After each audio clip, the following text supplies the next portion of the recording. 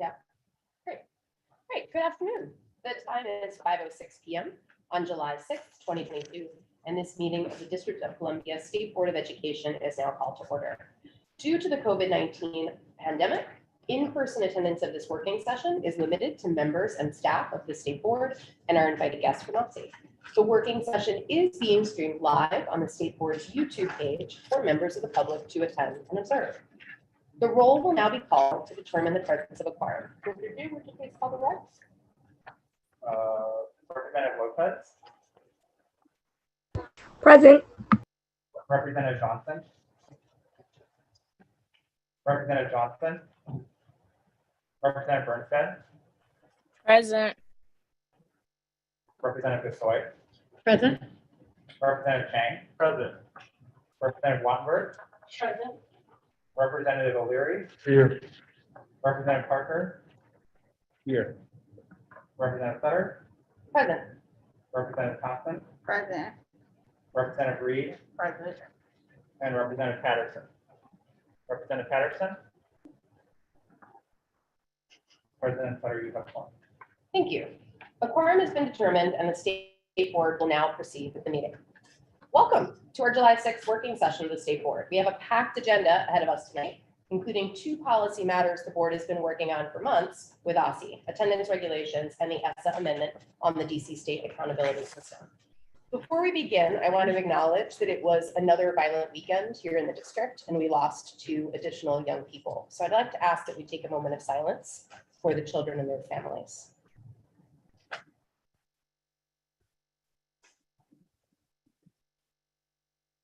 Thank you.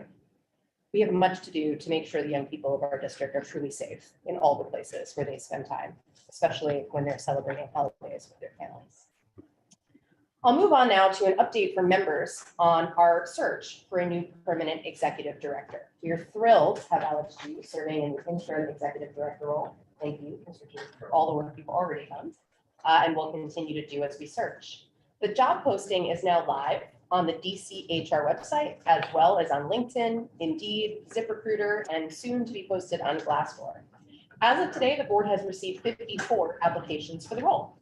We ask that members share the job posting widely. Oh, wow, what are you all doing? Can I get notes? Yeah, you want to Wow. We ask that members share the job posting widely with their networks, and we'll make sure that you all have the links to do that. The posting will remain live until July 15th. At that point, we'll update members again on the applications we've received and remind folks of the next steps in the process.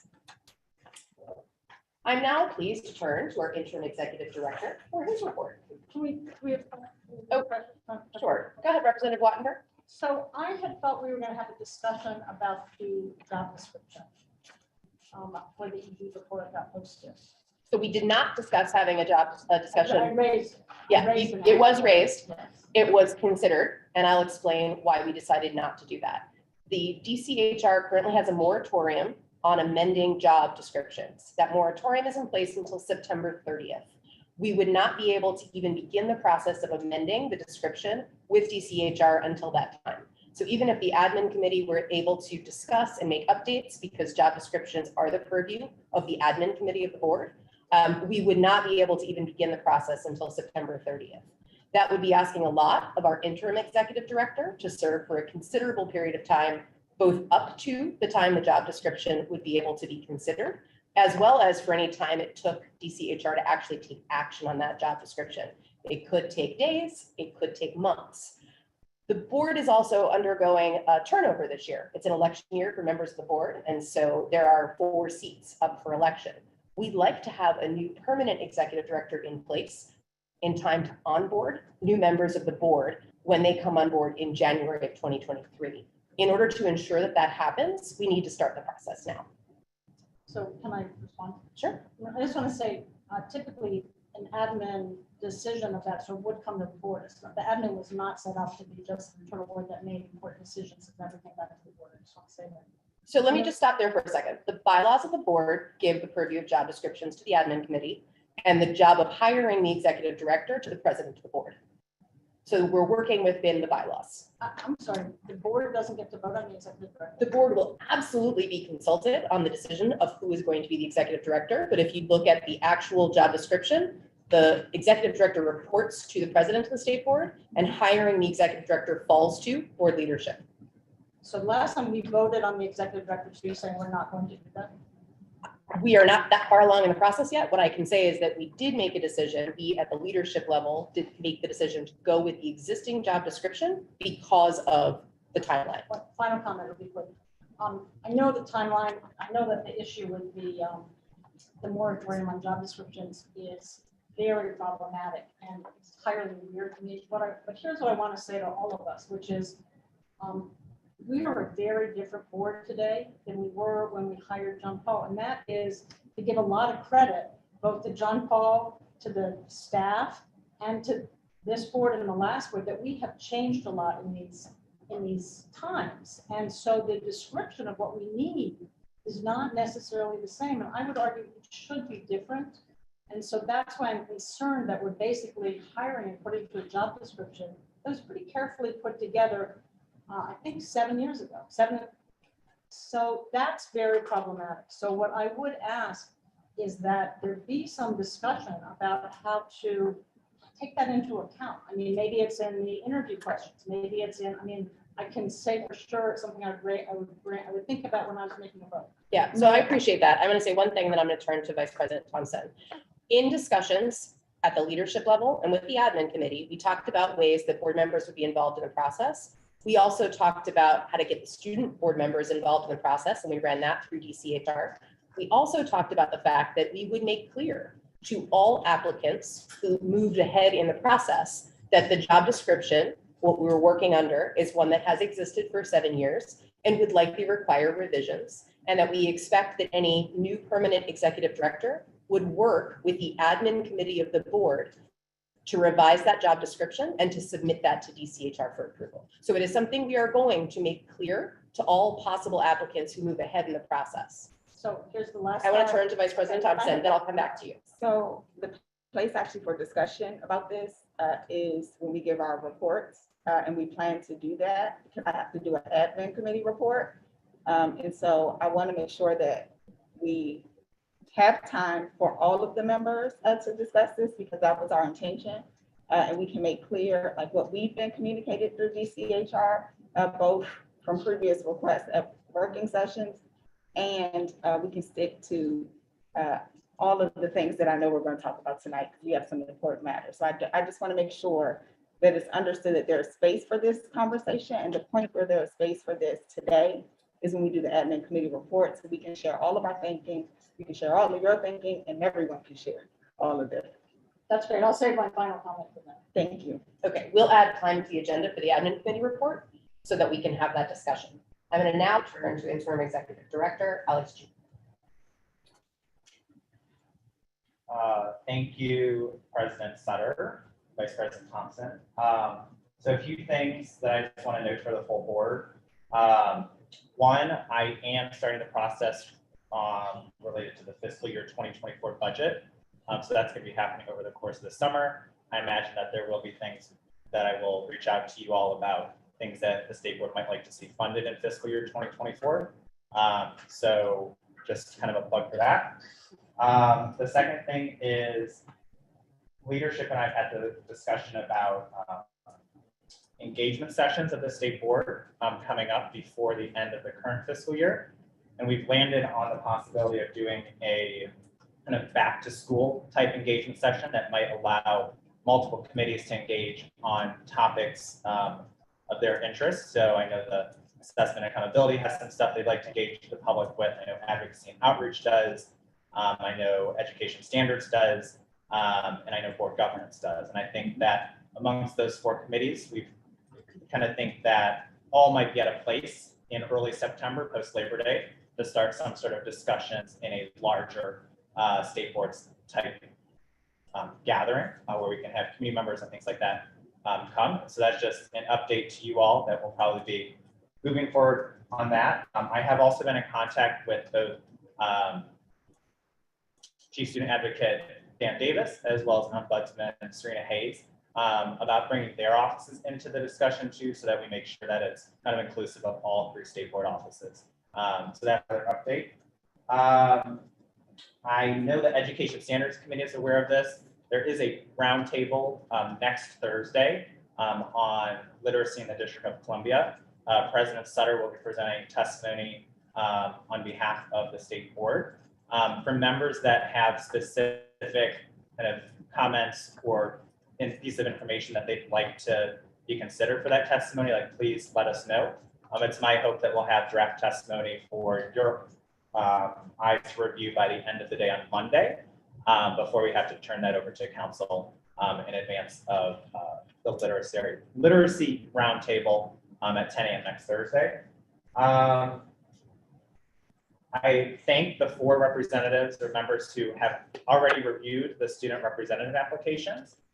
For the members who have not yet, if you could make sure you do so by the end of this week, I will send another reminder email. But we do hope to select 4 student representatives for the next school year. And it's a pretty seamless review to do that via Google form. And then the last thing is just an update that I wanted all the members to know related to kind of our office posture. So starting next week, the state board staff will start to return back to the office at least 1 day a week.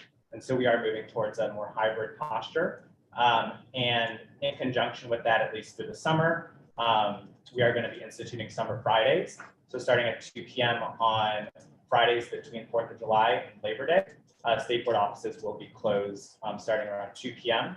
And so we're trying to limit meetings and things after 2 p.m. on Fridays. So I think those were all of my updates. Are there questions on the executive director's report? Dr. Leary? Yes, I would like to know about, I already signed up to testify. Do you need to know that right now? I don't need to know that, but if members do intend to testify at the literacy hearing, as is past practice, if you could let myself and Malaya know, and if you have prepared remarks, if you could share those with us, would be great. Thank you. Other questions? All right. We are going to move on then to our first of 2 OSSI topics. I welcome Andrew Gall, Deputy Chief of Staff, Legislative Affairs and Policy at OSSI, to present on the final proposed and emergency attendance regulations that would change the district's regulations governing attendance, shifting the definition of present for purposes of calculating chronic truancy and absenteeism, and for receiving a notice of absence from being present for 80% of the instructional day to 60%, as well as establishing policies for routine and situational distance learning. Mr. Gall, the floor is yours when you are ready. Thank you so much. Nice to see everyone again on this important topic. I know I've presented, or OSSI has given this information to you multiple times now, so I will try to go a little bit quickly because I know you have a lot on your agenda. But I'm very pleased to move forward with the shifts that Superintendent Grant. Does that work for you? No. Natural. Oh, technology. If I need to advance the slides, go. Yes, please. Okay. Oh, maybe it's a simple fix. Turning it on. And it's magic here.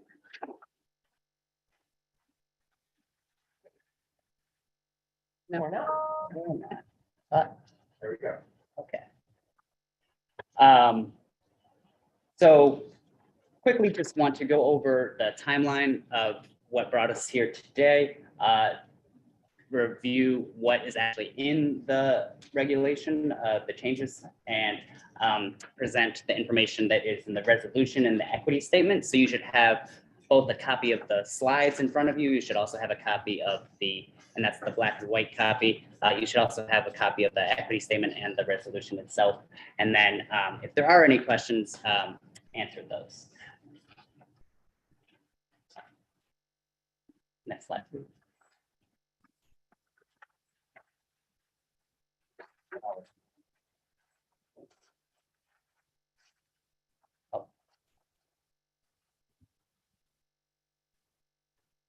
So on March 11th, Superintendent Grant agreed in front of the council to change our current definition of present from 80% of the day for purposes of attendance, otherwise known as the 80-20 rule, to a 60-40 rule via regulation. We have held multiple engagement sessions, both with LEA and school leaders, as well as other stakeholders, and we adjusted our initial concepts, especially around virtual schooling, because as is currently, there is no definition, or there is no regulation that defines how to take attendance in distance learning. Then we came here on May 4th and June 1st and presented this information. You guys gave us some good feedback, so we incorporated different measures, including adding the word temporarily in front of keeping the camera on to help with students with disabilities, to make sure that there are no triggers or other issues that could occur in that setting. And now we are ready to move forward. Let's go to the next slide, please.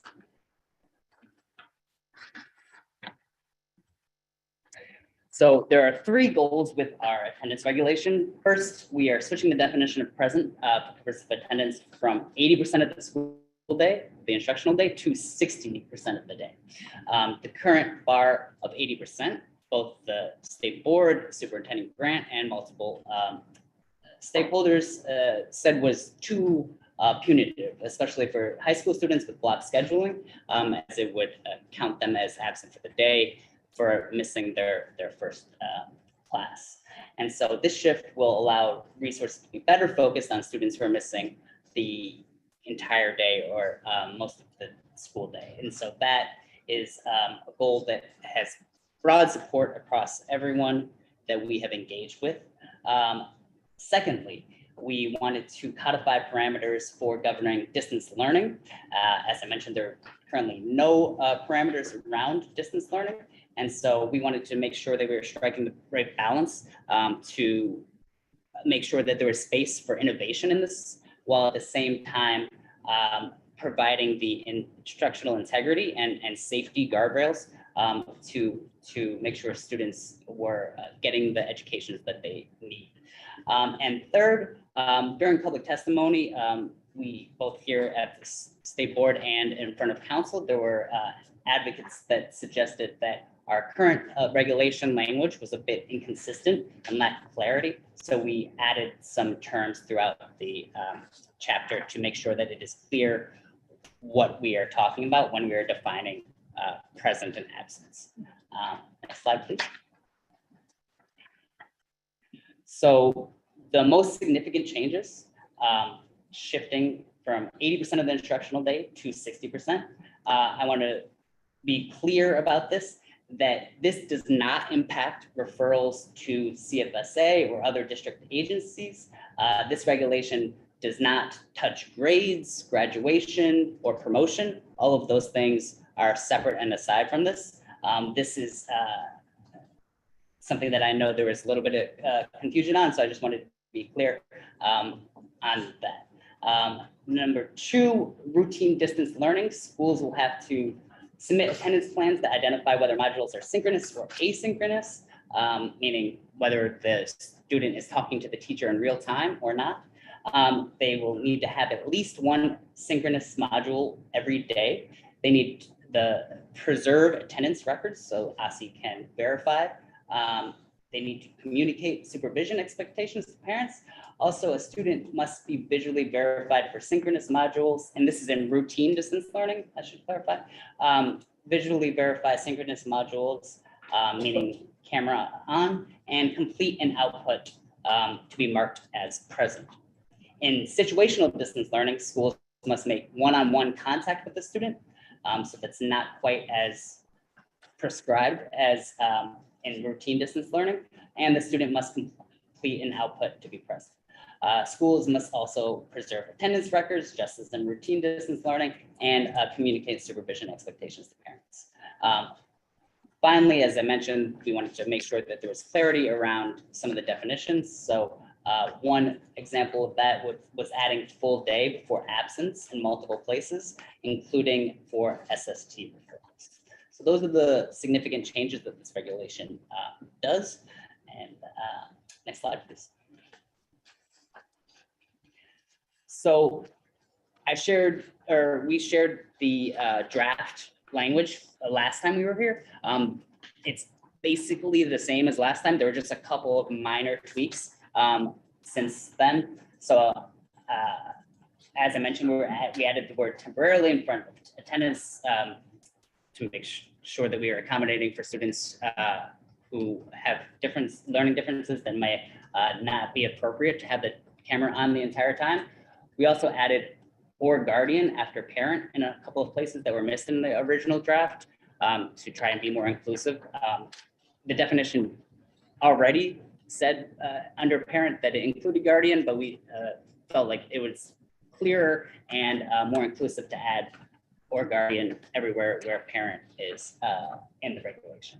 And we also added the definition for chronically truant back in, because even though this is not a term that is used in the regulation at all, it is used in our definition of materials we provide when we hand our truancy prevention resource guide to students when they accumulate 10 or more unexcused absences. So those are the only changes that were made since we came to you last time.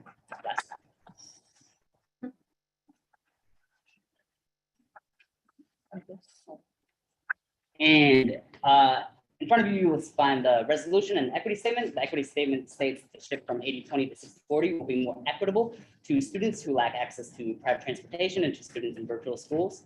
The resolution lays out the legal background and history of the 80-20 rule, explains the regulation. What it does is it shifts from 80-20 to 60-40. It explains that distance learning is currently unregulated, says that it establishes guardrails for distance learning, explains that ASI will continue to receive and consider feedback that we receive through the notice and comment period. Just as background, this is a notice and emergency proposed rulemaking. So this will go into effect if the board approves it, and then there will be a notice and comment period where the public and anyone else that is interested can make comments, and we will consider those when then issuing the final proposed rulemaking.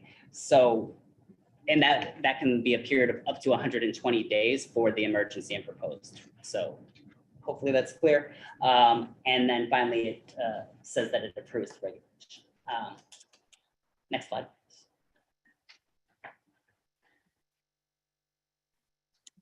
And so I know I went through that a little bit quickly, but as I mentioned, I know we've presented this before, so hopefully I do see a couple questions. Okay, so. Yep, let's go ahead. We'll start with Dr. Leary, Vice President Thompson, Dr. Reed, Representative Wattenberg.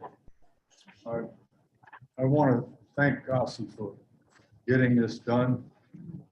It was a tragedy when it was put in. It really disrupted schools for a very long time. It was unfair to students and to their parents. I think this is a big step in the right direction. I just have a couple of small little quibbles. On page 7, where it talks about outputs, the things that students have to do as an output, I would think that should be a bit more clear than just output. I don't know what that means at all.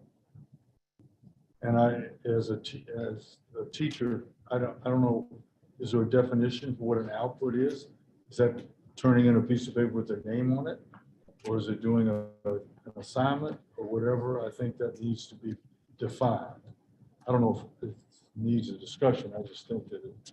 No, I just want to agree that we agree. We heard that output was not well defined. So we added a definition. If you look in the 2190 section 2199 in the regulation, which was provided in the emails to you, it does define output, and it specifically ties it to the instructional, like it has to be related to the instruction. So if you are supposed to,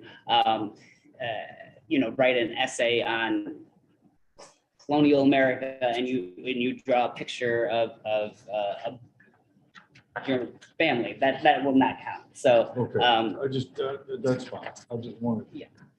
I just think that it's important that the definition is important.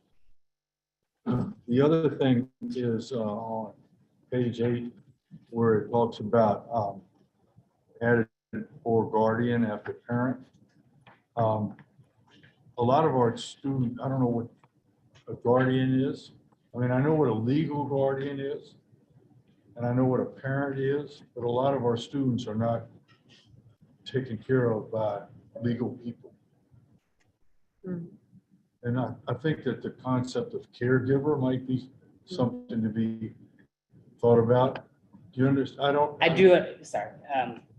In the definition, again, in section 2199, it actually does include caregiver. That was not language that is included throughout the regulation because it's a bit bulky, but and when you look at how parent is defined, it does include caregiver. So, Okay, yeah. thanks. But I do want to stress here as well, the statutes do imply a legal connection for the enforcement of truancy through the appropriate agency. So this is a place where for our communication, we'll talk to people that are the child's caretaker. But if we were to get for a case that got to an educational neglect in CFSA, that would be towards the students, whoever had the legal guardianship there. That's a completely different thing. But for the purposes of the school interaction, we will interact. We usually say parent, guardian, caretaker, whoever is generally taken care of. But when it gets over into the legal world, that term of parent and guardian and the legal nexus to that is really important and not to. Right. Not to We have a lot of students in our system now, especially who have come to America for whatever reasons and don't have legal anything. So I appreciate what you're saying, Justin, completely. All right. And I know what you mean about the legal part of it, but we have a lot of illegal students. We also have a lot of And grandparents and that don't caregivers. have legal custodial Right. things. So this is a place where administrative agencies, we have to spend a lot of time in residency, for example, legal nexus is really important. So we try to be flexible where we can, and then sometimes where we have to apply the law to the actual legal guardian. So I think we've struck the right balance here. Good. Thanks. Thanks, Dr. Leary. Vice President Thompson? I completely agree with Representative O'Leary that thank you for your work on this and quick action, because I do actually share a Councilmember Trayon White's sentiment that we've taken too long to do this. So I'll be happy when we can check the box and say there are some improvements. I have one question, two comments. One question, one comment. Question. Can you say a little more plainly with the emergency rulemaking? It goes in, we vote, it becomes emergency rulemaking. If we vote yes, it goes into public comment. Public comment is considered. Do we have to vote again to make it final rulemaking? Yes or no? I'm gonna do this. So That's the question. yeah. So on an emergency rulemaking, when the superintendent signs off on we have the power, executive agency has the power to put an emergency rulemaking in for 180 days. That's what we will lay on the table. We will also at the same time do through administrative procedure for how we do the regulatory process. We'll do a proposed regulation. We'll take that public comment for a period of 30 days while the emergency is in place. Anytime that there is a substantive change to our proposal, the government has to go back and start again. So that if we hit something that was a substantive change, we would come back to you all on that process. That doesn't really happen a whole lot of times, but we have to start back from scratch on if there's a substantive change for proposed rulemaking. So sometimes we'll see special education, for example, this new chapter 30, we did multiple rulemakings. I had to go back and forth. That's what substantive changes. So anytime we sort of get to a substantive, our lawyers make us go back and do it again. Because if we didn't, there would be some. So what I heard is, no, it doesn't come to us again. unless there's a substantive change, because we would have to start the process over. Correct, correct.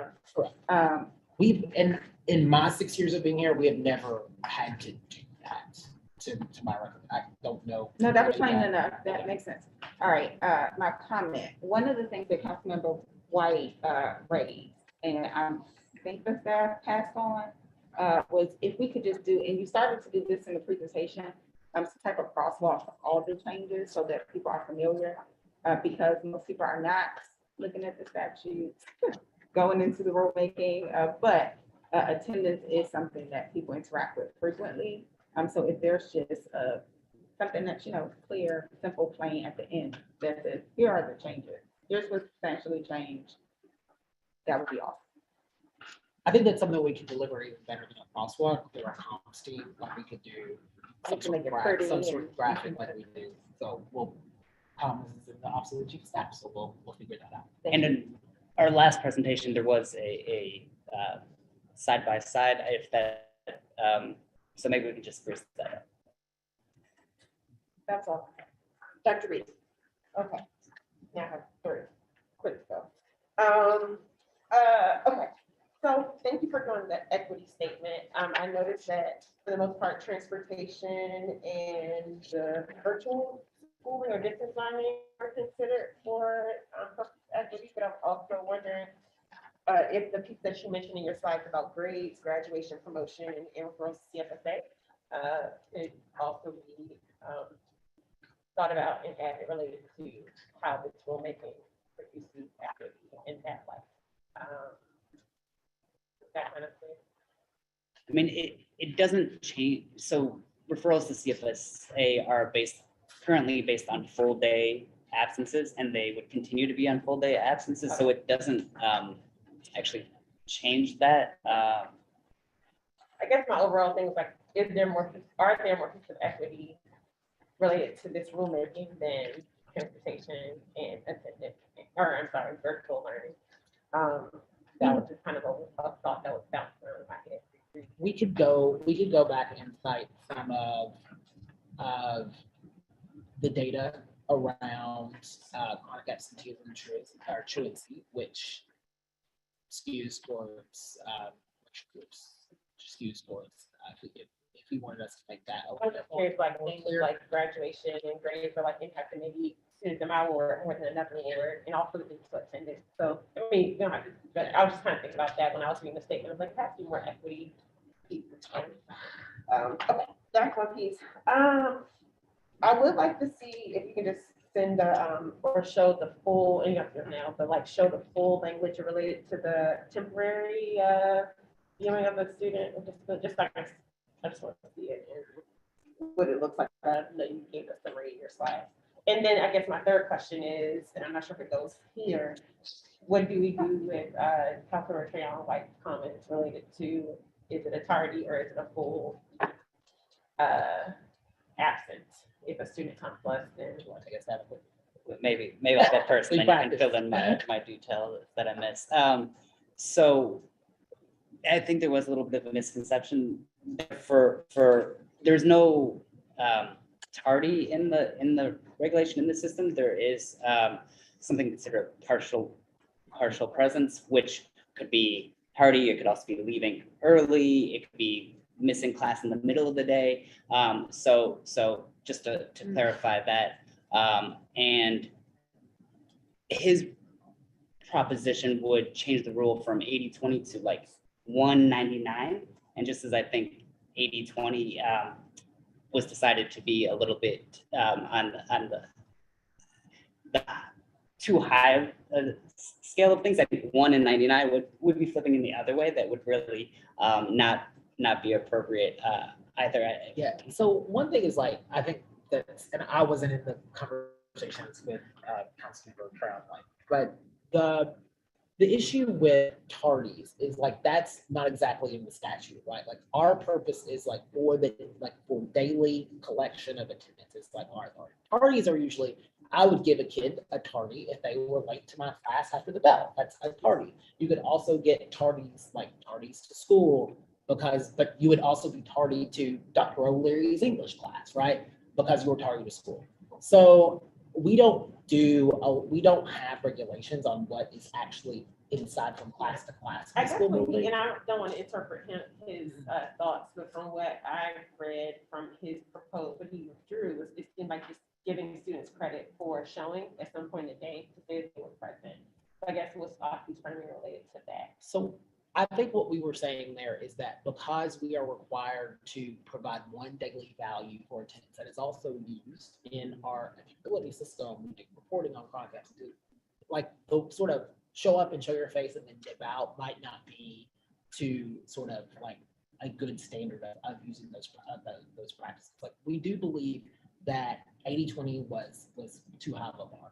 Lowering it to a 60-40 standard would allow people that are a little bit later, missing a certain amount of period. We still, like, that's not good. We don't like that practice. But for the like showing up for 60% of the day, 70% of the day, and then treating you the same as if you showed up at all or not at all would be too punitive. But I don't think that we would want to do something to where it's like, hey, you show up for 5 minutes and then I count you present daily and then report out on absenteeism and use that as the accountability system. We believe that would probably be too low of a bar when we're using some of these metrics. That also wasn't what we were hearing when we were doing our engagements with LEA leaders and school leaders and other stakeholders. That I think that 60-40 is more on point with what we were hearing. Representative Waterford.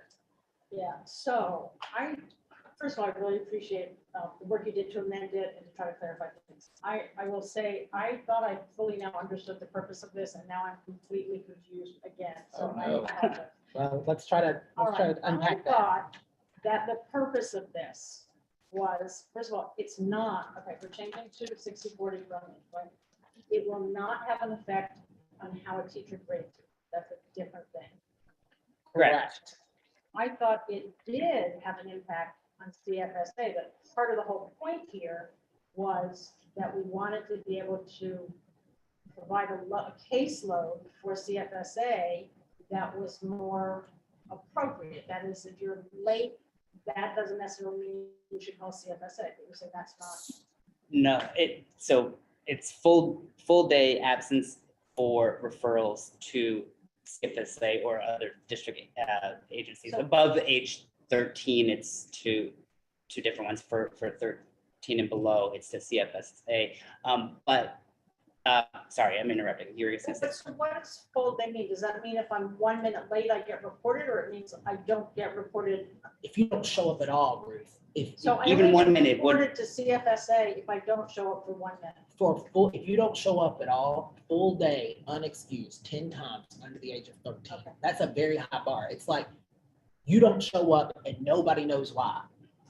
You collect 10 of those, that's CFSA. And what we did in the reg was clarify that because there was some sloppy writing to not differentiate between. We're aligned. We're doing this. We're making it very clear that the only reason you should be going to CFSA is if you don't come at all for no excuse. So I just want to raise, I mean, I guess if somebody doesn't come to school for, if somebody comes to school for 10 days and they just sort of say hi and they're out, or they only show up 5 minutes before the end of the day, I mean, do we really want to say CFSA should be involved? And is this a change or nothing? This is something that's actually written into statute, so we can't change that. That's by So, council. because my understanding was that was part of what the problem was with 8 point. So part of it, I think what you're thinking about is the SST, the student support team referrals. So there we did hear around a caseload that was kind of high and burdensome. And so this does affect, but it did not affect CFSA's caseload. So let's say a student shows up at like noon and stays until 2. So that's not 60% of the instructional day. I think you're asking what would happen in that case. They would get in our records, they would be counted partially present. Like they would not be full day present because they're not 60% over. They would be partially present, but they would not be that little piece that they missed would not result in a CFSA referral because they came for a little bit And I need, and for a kid to get referred, we don't see them at all, and there's no excuse. Okay, so I Or, just want or to. no excuse given to the So school. what I'm hearing is what triggers CFSA in terms of attendance is not relevant to this. It's a different statute. It's not relevant to here. It connects in the regulation, but it's, all we did was, and it's the same that exists right now, and it's taken from statute. So it is in the regulation, so you will This see doesn't that, change. but it doesn't change. Doesn't it. Okay, so I just want to say for the record, I was confused on that, and I just want to say or raise, that seems concerning to me. So because, I mean, part of the whole point is you do want a way to identify, I mean, this was sort of an issue in the pandemic, that there was no way to identify that we, one of the things that I learned, I think a lot of us learned, is that one of the ways different abuse reports come in is when students don't show up. So I'm just raising it. It's not relevant to here, so I don't want to say any more about it, but I will say I misunderstood that. Okay, second, and related to that. So if it doesn't relate to CFSA, you were saying it doesn't relate to the high school graduation requirement for attendance. Correct. And it doesn't relate to course grades. Correct. Correct. So can you be very clear about what this affects? It is not that many things. So one is a parent gets a notification every time their child is absent. So could be a robocall From the or school. text, and that would be affected by this. So my Sunday night robocall is now for, okay, that's good. That's a plus, okay. Another is simply how we define chronic absentee and truancy at or chronic absenteeism for the school level.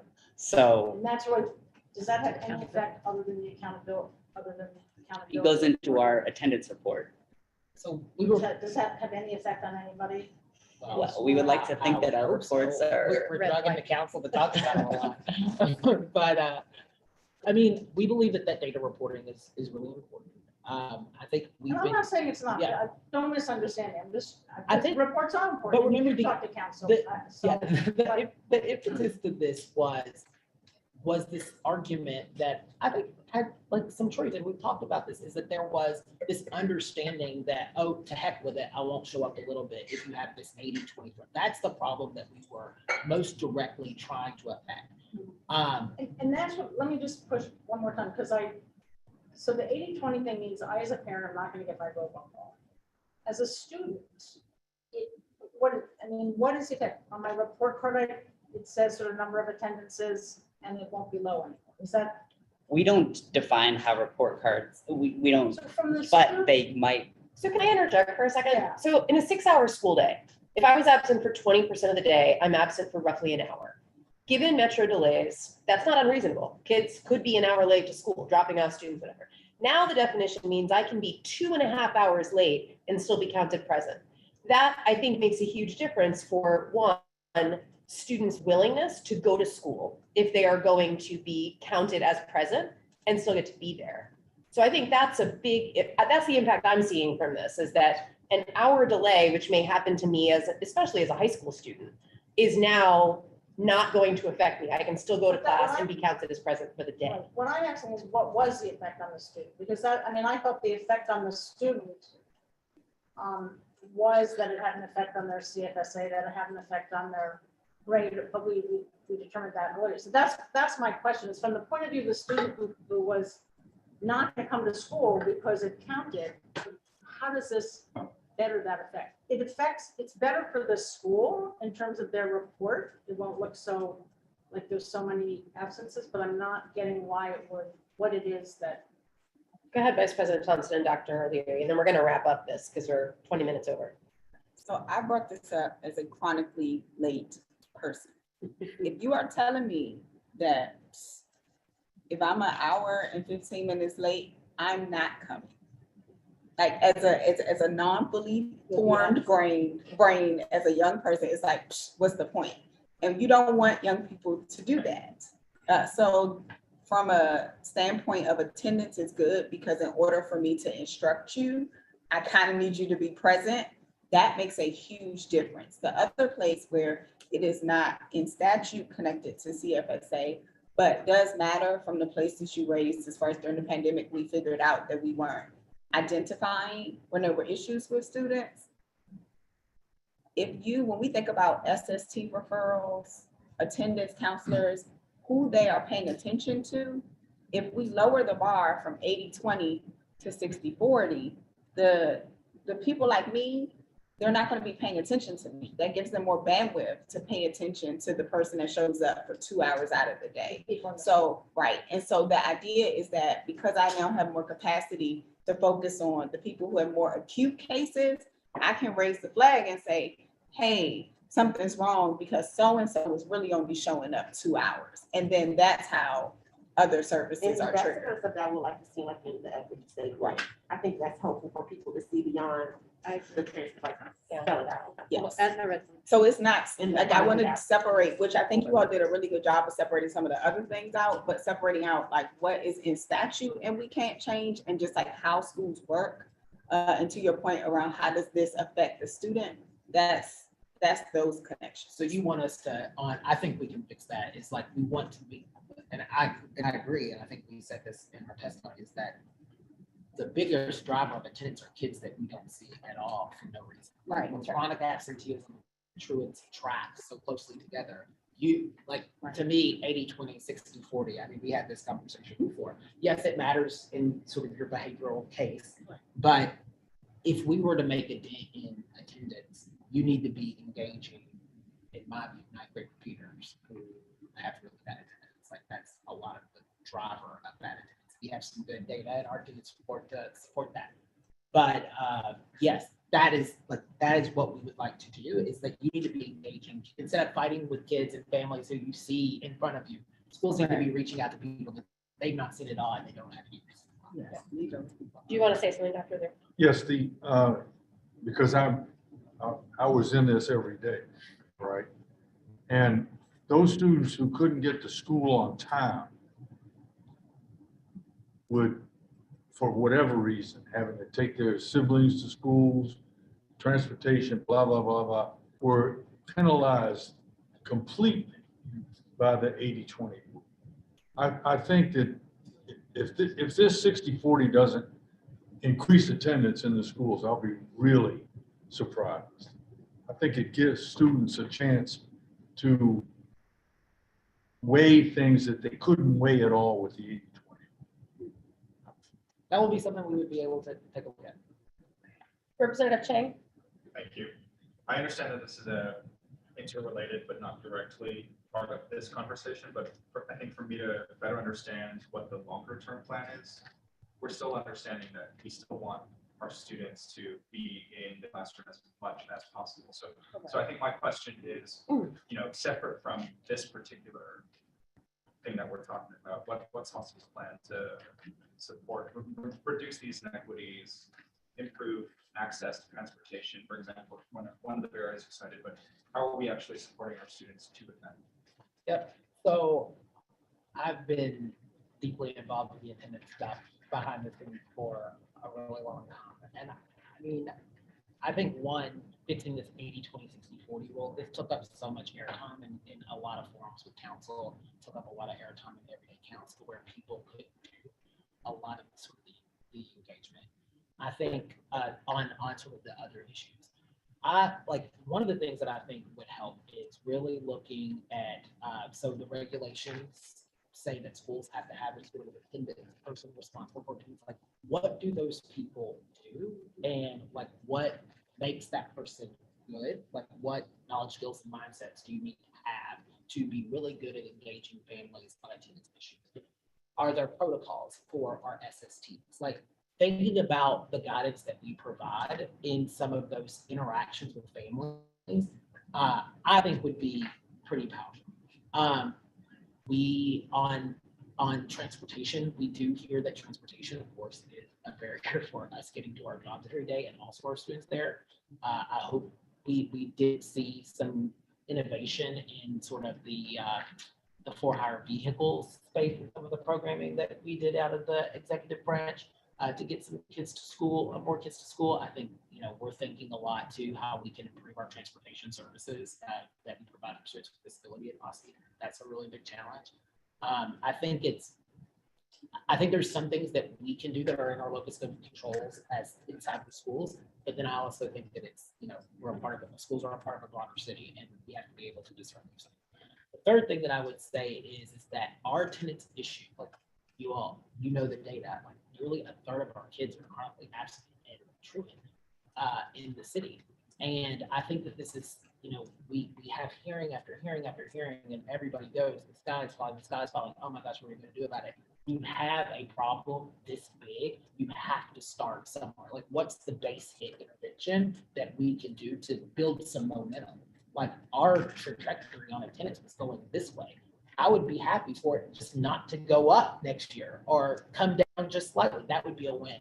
And I think when you do look over the body of analysis that Evan's team has done in our data and research team, you will see that that prior attendance impacts future attendance, like the student's past record.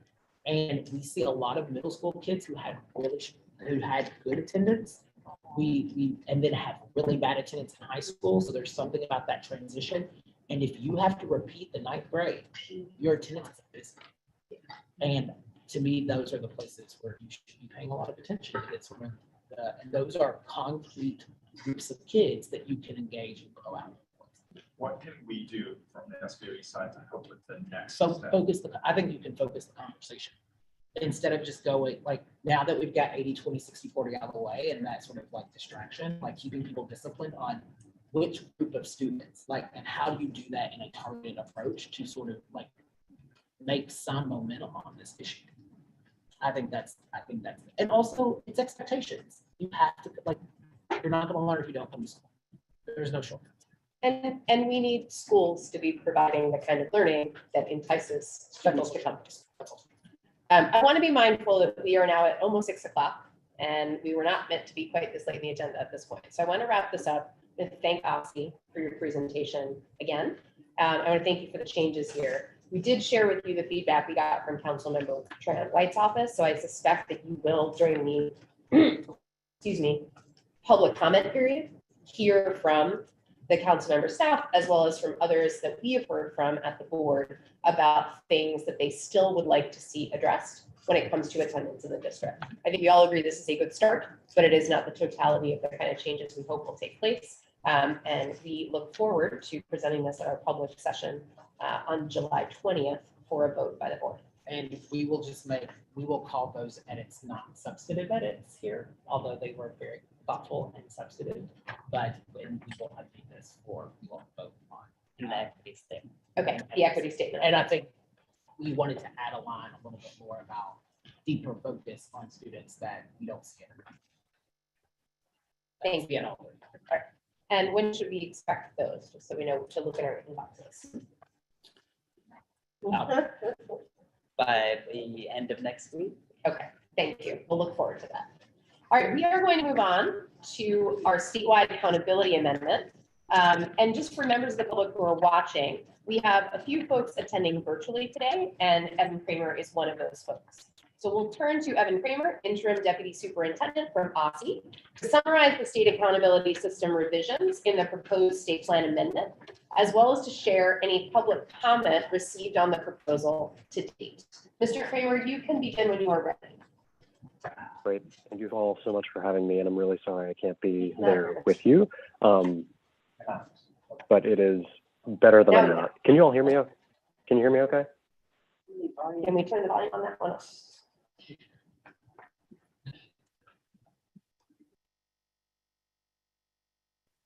Mr. Kramer, speak again, please. Can you hear me now? A little bit better. Can you all hear me okay? I think. Better. I think that's better now. It's coming through the owl. Try again. Okay. Can you hear me now? Look at the volume on that up. We're good to go. Yeah, all good? Yep. Okay, that's too bad. That was the first perfect introduction I've ever done. So, so it comes.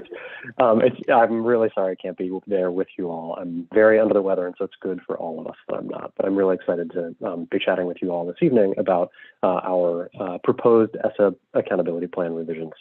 Let's move on to the next slide so I can give you an overview of what we're going to be talking about and our objectives for this time. So the three things that we should be able to do walking away from this, and obviously there will be lots of time for Q&A, is we all should be able to summarize the accountability, the proposed revisions that we've made to our ESSA state plan. We should be able at the end of this to summarize the public comments that we've gotten so far, noting that the deadline for public comments is the 8th of July. And then we'll very briefly deliver the resolution and equity statement. So that's our set of objectives and how we're going to get there. I'll review the timeline of the journey we've been on. I'll outline at a high level the proposed revisions that we are submitting to you all. I'll summarize the public comment we've received so far, and actually I'll probably spend more time in the Q&A period alluding to this. We'll do a quick overview of the resolution and equity statement, and then obviously the meat and potatoes will be the Q&A session. On to the next slide, please. All right, so on the next slide, we'll review what the timeline has looked like so far. This should be familiar to folks. In the spring, we had a series of task force meetings. We engaged a significant number of stakeholders and gathered a lot of feedback throughout the process. This included LEAs, data managers, the public, and of course, you all. Throughout this month and last month, we have been finalizing our proposed amendment, and we've been presenting those changes along the way and iterating and getting folks' feedback throughout the process.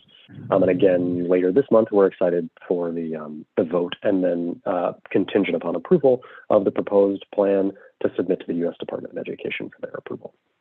And then as we look forward beyond that, that point in time, in August through October, we'll be finalizing the technical details and the technical guide of the framework, which is a lot of the implementation level detail.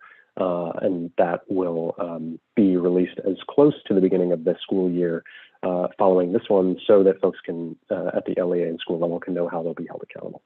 So that's an overview of the timeline that we'll follow to get there. Move on to the next slide, please. So let me just review a couple of notes about the public comment period so far. We have posted clean versions and redline versions on our state of our state plan on our website. We have received a number of public comments so far, but I would also highlight that we have taken a pretty iterative approach to updating our proposal based on ongoing feedback. And then I've outlined the timeline specifically here. Let me just sort of give you a quick rundown of the feedback that we've gotten so far. We have comments preliminarily from DCPS, from Empower Ed, from multiple LEAs. And so I wanted to highlight some of the sort of consistent themes we've heard. Folks have expressed a lot of appreciation for a handful of things in there. One is prioritizing chronic absenteeism, not surprising given our conversation we just finished, and also focusing on attendance growth.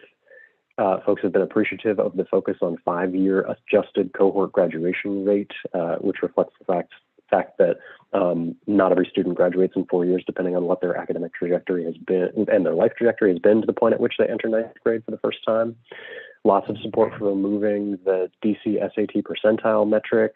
Lots of positive comments about our changes to the access, which is our English language proficiency exam, exit criteria and the growth methodology, and folks who are appreciative of the moves we made in the spirit of equity to put additional weight on student groups that have historically been further from opportunity. The other thing I would just highlight here in terms of things that have called folks' positive attention has been the emphasis on growth more broadly, both in elementary and middle school, but also in the creation of a high school growth metric. We have gotten some constructive feedback too, and I will just note a couple of high-level things there. Some folks wanted us to make larger changes. Some of those changes were not totally possible within the requirements of the law. There were some questions and asks for more detail about the additional weight we would place on student groups, such as our economically disadvantaged student group and our race ethnicity student groups. So there were concerns either that would not have the intended effect or that folks wanted more detail about how that would be implemented. And there were a couple of comments about the limits of high school growth and being wary of implementing a high school growth measure. And then there was one comment about maintaining a 90% attendance instead of a chronic absenteeism measure instead. So that's a summary of our public comments so far. Happy to talk more about that. But in the interest of time, let's move on to the next slide, please.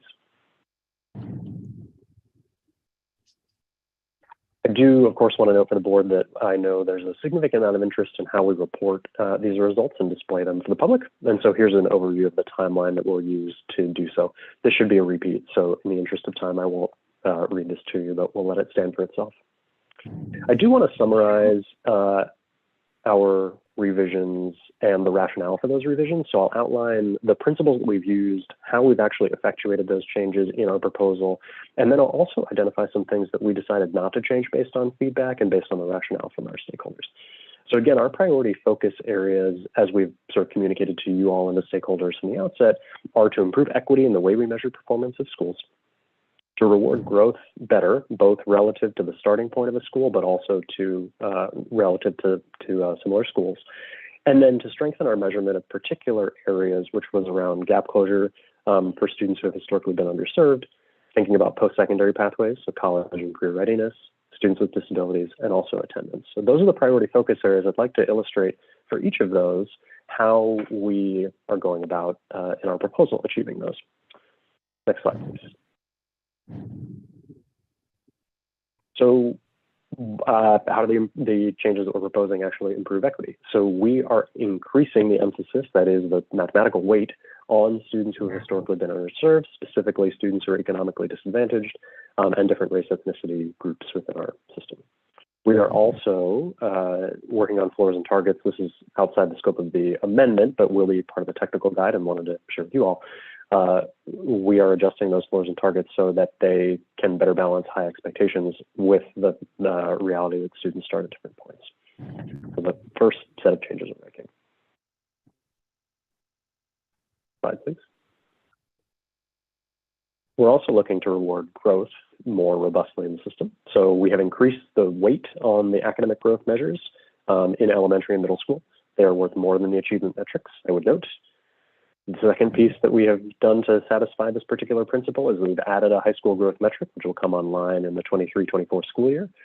And we have also planned to improve our access growth. Again, that's our English language proficiency exam, to make the growth targets more realistic and rigorous. If you know English language proficiency assessments well, you'll know that growth tends to taper off as students get higher in their English language proficiency. And so having linear growth targets actually expects a kind of it is a potentially problematic set of expectations for students. They don't grow at linear rates. They grow faster at lower rates of English language proficiency. And so adjusting the targets in that effect will lead to more ambitious, but also more realistic targets for students.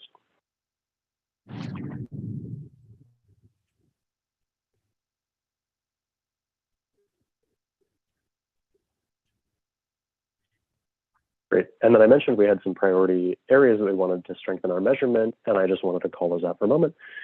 We did want to strengthen the way we measure pathways for post-secondary, college, and career. So we proposed to add dual enrollment to the metric that currently is taken up by advanced placement and international baccalaureate participation, because we know that dual enrollment is an important pathway for students seeking early post-secondary opportunities. We've also proposed to add a 5-year graduation rate to the graduation rate metric, again, in line with the rationale that we've offered previously. And we do plan to remove the DC SAT percentile as a way of sort of broadening opportunity there. This is largely in line with the public comment that we received so far.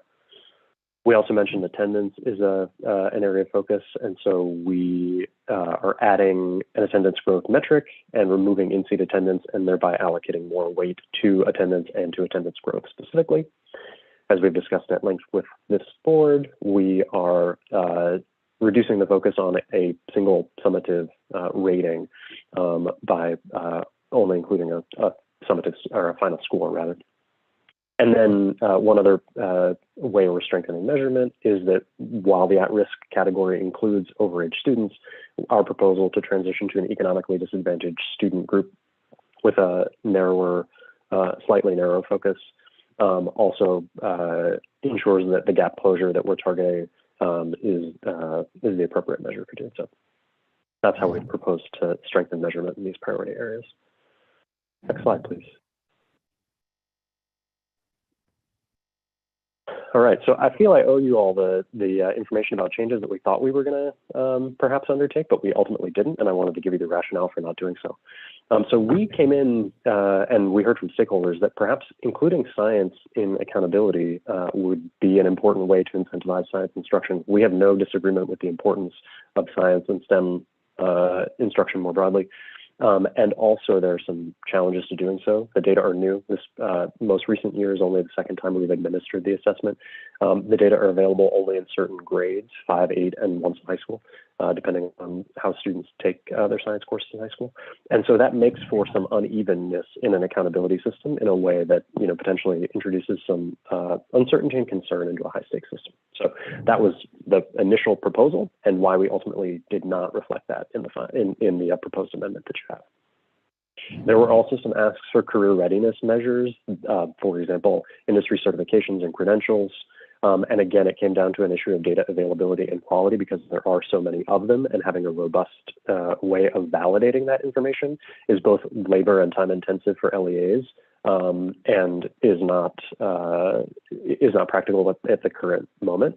Something we are committed to continuing to discuss with you all and stakeholders. And then the final piece that I wanted to note is that there were some asks throughout our engagement for potentially disaggregating the students with disabilities student group into other smaller groups of students. So for example, the intersection between students who are at risk and also students with disabilities, or disaggregating by disability level. And that is of course appropriate in the sense that students with disabilities are not a monolith, far from it. And also, it's important to know that the smaller we get in terms of the groups of students with disabilities, the more likely it is to create a target that year over year is not it is not accurate based on the students and the composition of students in that students with disabilities group. So this is one of those tensions, challenges. But what we found in the feedback that we received, both from LEAs and other stakeholders, was that further disaggregating the small students with disabilities student groups that we have at schools could potentially lead to targets that are likely to vary in ways that can be challenging and unpredictable for schools. So those are some of the changes that we considered, but ultimately the rationale for why we did not include them in the proposal that you've seen before you. Slide, please. All right, so let's talk briefly about the resolution and equity statement. I won't spend a lot of time here, but maybe we'll just give folks a chance to read. I know there's a lot of content in here, and I'm sure there are lots of questions that you all have, but I guess I would just offer that we feel strongly that all the changes that we proposed here are in service of equity. Increasing the weight on student groups that have historically been further from opportunity, increasing the weight on growth, which is uncorrelated with socioeconomic status. These are pretty unequivocally correct steps in terms of pursuing equity. So if you'll permit me that brief bit of editorializing, I did just want to add that there. And I think the resolution and the content here sort of speaks for itself, and I know there is a lot of content here, so I won't review it in detail. But I just wanted to note that that all of this is an extension of the conversations that we've had previously and the sort of partnership that we've enjoyed with you all and with the stakeholders who have engaged with the work we've done so far. All right. I think if I've calculated right, that takes us to the Q&A portion. And I'm, again, really happy for the time with you all. And I'm happy to answer any questions that you all have. And please do speak up if you don't mind. My audio is coming in and out, so. Yeah. Mr. Kramer, thank you so much for joining us tonight. We appreciate you being with us, even as you feel unwell. I'm going to take President's privilege for a second, make an opening statement, and then I'm going to pass it and we'll do our 4-minute rounds of questions. One thing I want to make sure the public understands is that similar to the attendance resolution that OSSI has presented us, the resolution on the ESSA amendment is presented to us by OSSI. The board then has the opportunity to vote on the resolution or to not vote on the resolution. We can offer small non-substantive changes to OSSI that we might want to see changed in the resolution, but ultimately the resolution is presented to us by OSSI because it is their policy they are asking us to approve. We do not get to write this in our own voice. We do not get to write this with our own choice of words because of that. So I just want to be clear on why this resolution is written by OSSI and presented to the board, similarly to the attendance regulation, whereas other resolutions passed by the board are written by the board. So that's all I wanted to say to start. I'm going to ask Mr. Ju to keep the time for us. We'll do a round of 4 minutes, and then we'll take a second optional round. Who would like to begin? I think I saw Representative Parker's hand first, then we'll go to Dr. Gasoy and Dr. Reed, and then I'll see what's next. Okay, great. After Dr. Reed, I'll go to Representative Patterson. And also just one note, to Mr. Kramer's note, please speak up. I think there is some audio issue, so if you can use your voice, and if you do feel comfortable taking off your mask when you're speaking, that would be great. Or I'll just answer the question that I think you wanted to ask, which is, All right, Representative Parker. Yes, thank you for your work on this. It's more of a technical question or request. Is it possible to see modeling for hypotheticals for 2 or 3 schools? And the reason why I ask that is, one, I think it will contextualize the changes that have been made. 2, I recall I mentioned that modeling was done, but we haven't seen it.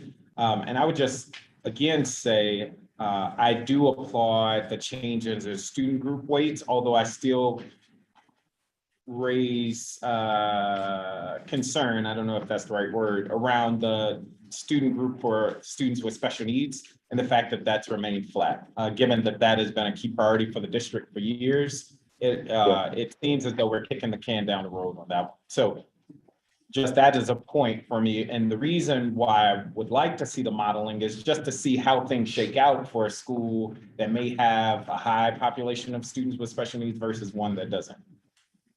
Yeah, I can offer a couple of thoughts, and I really appreciate both the thoughtful framing and the question, Representative Parker. A couple of different thoughts. I think we all know that the pandemic has changed the way that we expect the data to look for students, and I think we would expect that any modeling that we did on the data the full complement of data that we do have might not match what we expect to happen moving forward based on the data that we received from this year. So we fully expect that the results that we report on this year will be really telling in terms of setting a place from which we restore. So we did modeling based on the full complement of data that we had from 2018-19, the last year in which we had assessment results.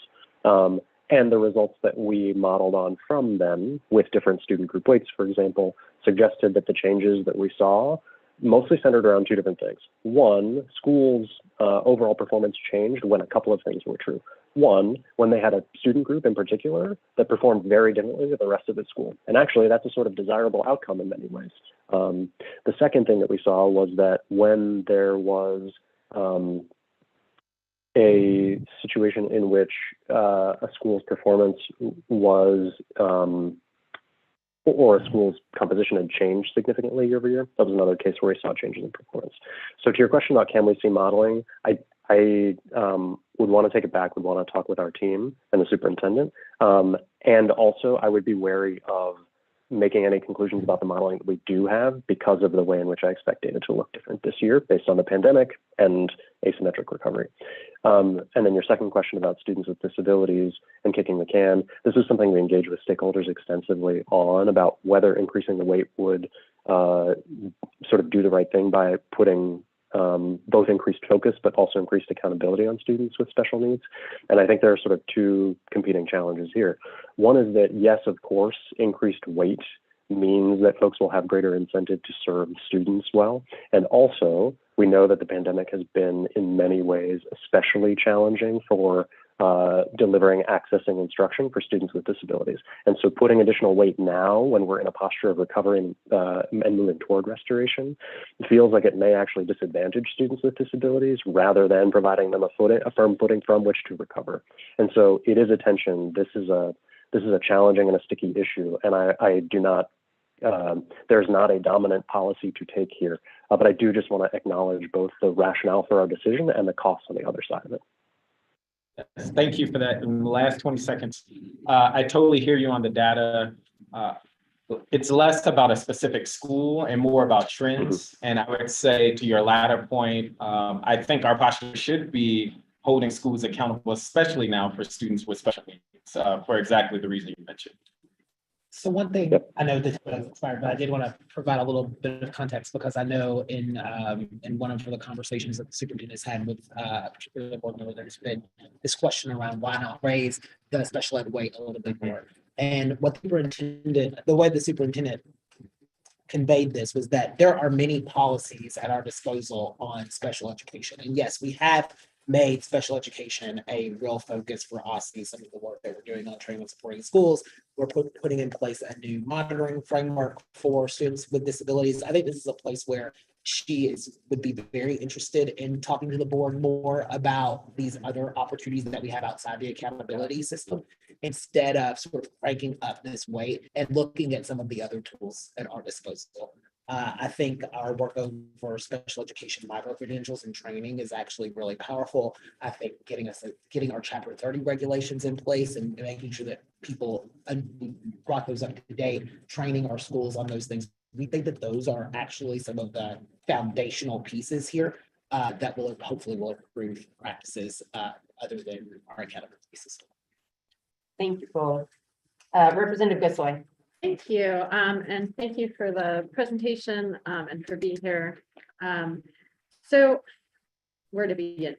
I guess I would just support this idea that Representative Parker brought up. I think that having a just hypothetical would be helpful based on the change in weights so that we can how that might look in different types of schools with different demographics. So I'll just say that and leave it there. I'm wondering how many individuals were engaged during this period. Can you tell us that now? I can. I'd have to go back to the exact count, but we had between 150 and 250. Forgive me, I'll have to go back to get the exact count. Yeah. Okay. Thank you. And then I wanted to turn to the actual amendment. I had some questions to specific sections. So on page 26, there's a section on access to opportunities that lays out exploration of a well-rounded education metric. And that's from, of course, the original amendment. I mean, I'm sorry, the original plan. And it's all crossed out. And I'm just wondering why it was not developed, why it wasn't pursued, and then why it's not being pursued going forward in this new iteration, given that was part of the SBOE's recommendation. Yeah, I think it's a great question. Thank you for it. That was a place where the feedback that we heard from the state board was aligned with some of the other public comment we received, but it was not sort of unanimous. And I would offer a couple of things about well-rounded education and access to opportunities. The first is that the system that we've designed very much measures outputs, and that's its intent. And getting into the business of measuring inputs starts to muddy the waters in ways that can be challenging to maintain for the system. And so that particular piece is a challenge there. The second piece about access to opportunities is that, I would argue that the measures that we have in terms of access to AP, IB, participation in those and performance in those are proxies that we have currently for access to opportunities, perhaps not in the exact way that folks might have designed them. And I think the efforts that we're undertaking to collect course level information also enhance our future opportunities to think about reporting on an access to opportunities measure. But I would say that the research is largely aligned that those measures are difficult to include well in accountability systems because they're in high stakes accountability systems because of their susceptibility to gaming, the inequities that they can introduce, participation in surveys, for example. And so there are real equity concerns about including those. I also understand the point about equity concerns in not including them. So it is a tension, and I did want to offer that as a response. Okay, thank you. And then on page 41, in cases where schools identified for comprehensive support don't meet exit criteria, it notes that OSCE, quote, would issue a call for proposals for additional interventions and convene family feedback. Just wondering why wouldn't there be a 360 in that case where you would, it seems like you've gained more valuable information from the full school community. Yeah, that's a fair question. I don't think we initially conceived it to be exclusively family input, although that is, of course, an essential component of it. I think we envisioned that as the broader school community, and that feels like a technical edit that may be worth clarifying to your point. So this was, I think the question on page 41 relates to what we would do after a school that was comprehensive support was concerned, and we had to do a heightened level of intervention. And this is a place where I think we're using this idea of we would do some engagement with stakeholders broadly, which would include families, but not just be limited to families. I think that what was contemplated there when you look at that section in its totality is more of a robust community engagement type process about what the next steps for the schools will be. We've not had to use that yet because we've not had our accountability system in place and the law hasn't been enacted. We would have been able to do that if we didn't have this sort of pandemic period. But that's a place where we would have to sort of flesh out more detail than just what's in that plan. But that would be the general concept, is that we're not prescribing a particular intervention about what to do to a school for heightened preemptive action, but what there is like, it would be, what we can commit to is that it would be as a broader community process about what to do and not a foregone conclusion what action would be taken. Okay, In that case. I know I'm out of time, but I guess I would just recommend more clarity in language. Thank you, Representative. Yes, so I have Dr. Reed going next, then Representative Patterson, then I saw Representative Wattenberg, Representative Chang, Dr. O'Leary. Do we have anyone else? Okay, then we'll come around. Thank you. Dr. Reed. All right, I'm gonna be mindful of my time. I guess my overall framing and my concern is that some of the changes are being popped up as this is more equitable, but I'm looking at things I don't know feel as equitable for my schools, especially having 4 to 8 in the whatever the bottom 5% is. I have 11 points. I'm not going to go over them, but I think I'm going to from public comment, and I think I'm also going to share it with members.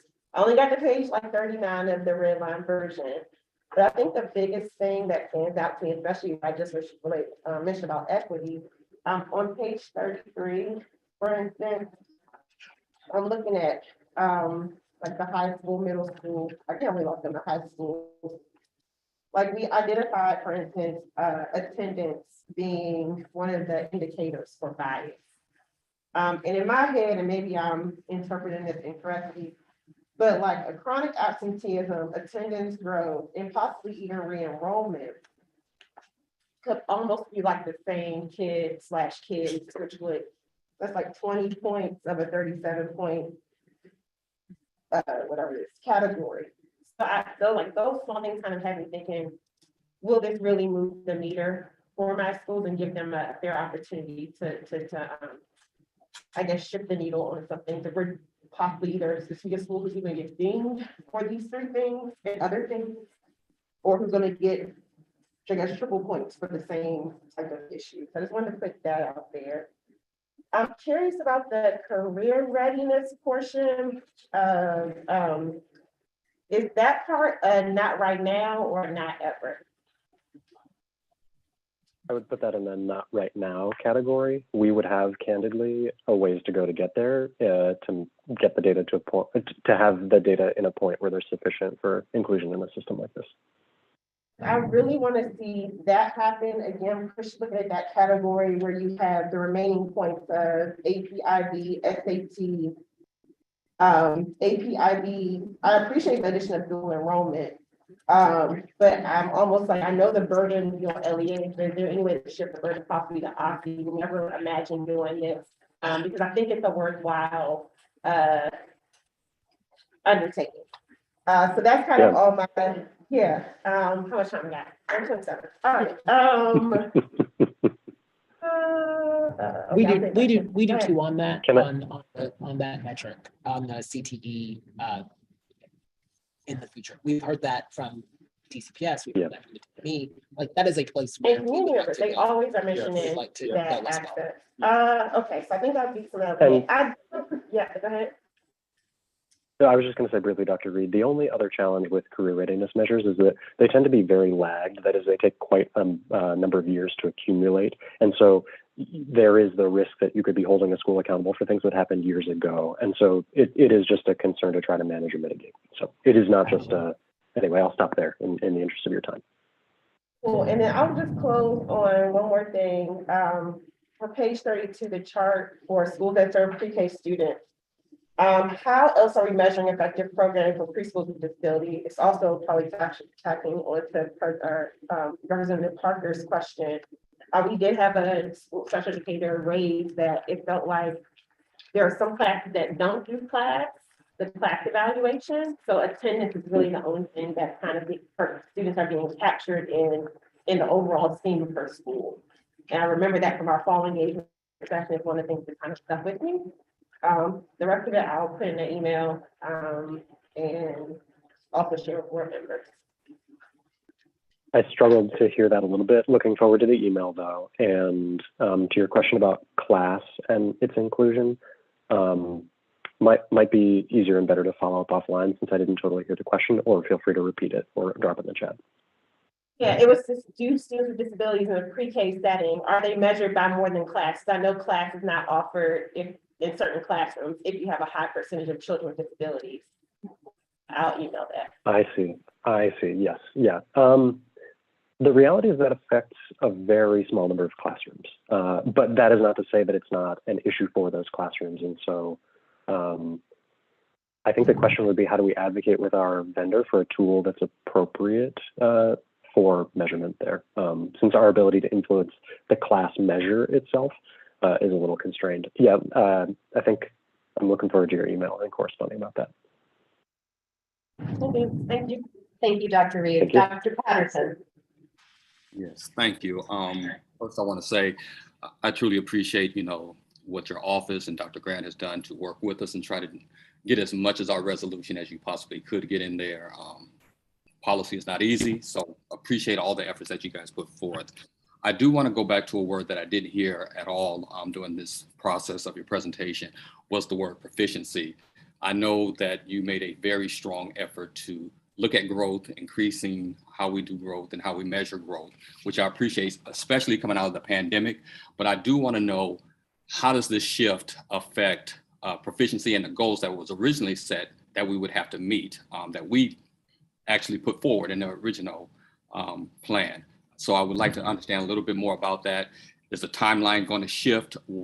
How are we going to get back to a point where we're talking about proficiency to make sure that we're graduating students who are proficient in their grades? If you could give me a little bit on that.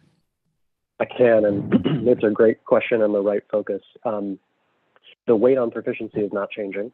The weight on growth is increasing though, pulling up from other metrics. So still an emphasis on proficiency, recognizing that it comes with other structural pieces. In terms of meeting a goal, the long-term goals that we set out, we have shifted the timeline 2 years because of the missing assessment data. And so the same long-term goals that we set are 2 years delayed by virtue of the missing data that we've got. So the ambitious targets that we've set and the timelines that we've set just shift rightward, but those goals remain the same. And that's really the only question I have. So if someone needs time later, I'll cede it to them. So thank you. Thank you, Dr. Patterson. Representative Wattenberg. Thanks, and thanks for all the work that has been done. I know you guys have spent a lot of time on this. A number of us continue to have some big issues, but we appreciated what you have tried to do. So let me raise a couple of things. First, I want to just add on to President Sutter's comments at the beginning, and this is what with the public, we talked about how the resolution being presented to us is an OSSI resolution written by OSSI that we're asked to approve. And I want to be very clear, we do not have under current law the ability to amend this. For us, this is a take it or leave it. So I just think that's very important for the public to understand in terms of our vote and in terms of how we govern education in the city. So I want to say that.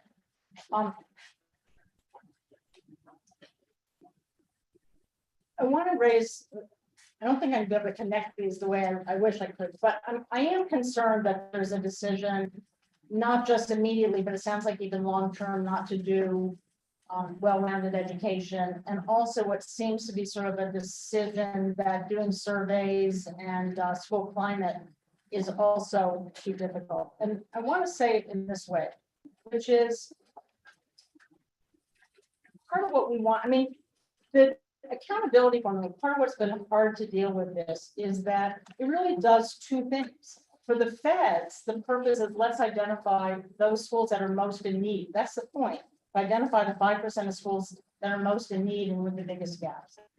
Once we throw a summative score on it, it also has another effect, which is that it conveys to people, it signals to parents and others in DC which schools are better. And so then you want to look at these criteria to see, are they conveying quality? If they're conveying quality, that's what a rating would be about. But as you point out, factors that are super connected to economics, socioeconomics, you wouldn't want to include. So I want to just acknowledge that we still have in here, I guess 30% is proficiency, which is of everything super, super connected to socioeconomic. So just very important to say, as much as we're trying to make the reporting more equitable and identification more equitable. But if we want people to understand and have some incentive to really go at the kinds of things that make their school better, I think it's super important that people have access and that we're very transparent about what is the climate in the school and what is the well-rounded education in the school and some other things like that. Now my question, which is, that said, we've gone back and forth with you guys a number of times about, I mean, we appreciate, to some extent that there won't be this 5-star rating, but you said that there still will be a number.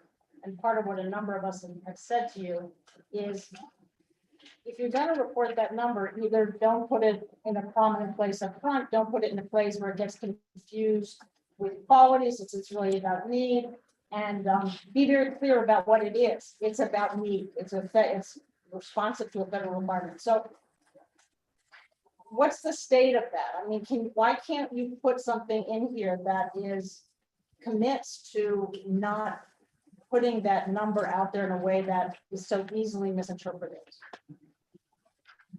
I appreciate the question. And the reason that you don't see it in here is because it is not part of the purview of the plan to make that kind of a decision. It's a decision we are eager to continue to engage with you all on, as we've outlined in the timeline that you saw presented, but it's not within the purview of our state plan to specify that particular degree. And we hear your point about wanting to note the nuances between quality and need, and it's an important and nuanced point. And also, it is not it's not within the scope of the amendment and the plan specifically. So I do want to add a little bit here too, is that one is I appreciate that as we've gone through this process together, we can all have our views on what the law on our respective bodies can be. But I do think that we have worked quite constructively in recognizing the state board's advisory power to the agency. And I think that through your process with the resolution and our back and forth engagement with superintendent and the staff, the state board has advised us in a direction on a number of matters, including the elimination of single summative rating. I think that there's still conversation amongst the board about some of this framing on the report card and how data is displayed. And we also say in our resolution and also in the timeline that Evan presented that we would continue to go on that road, and we can have conversations soon about what those next steps would be. But I think that they're like those details about displaying, I think we need some more engagement for us to even have greater consensus even amongst this group about how that should be done. And as Evan said, we're getting rid of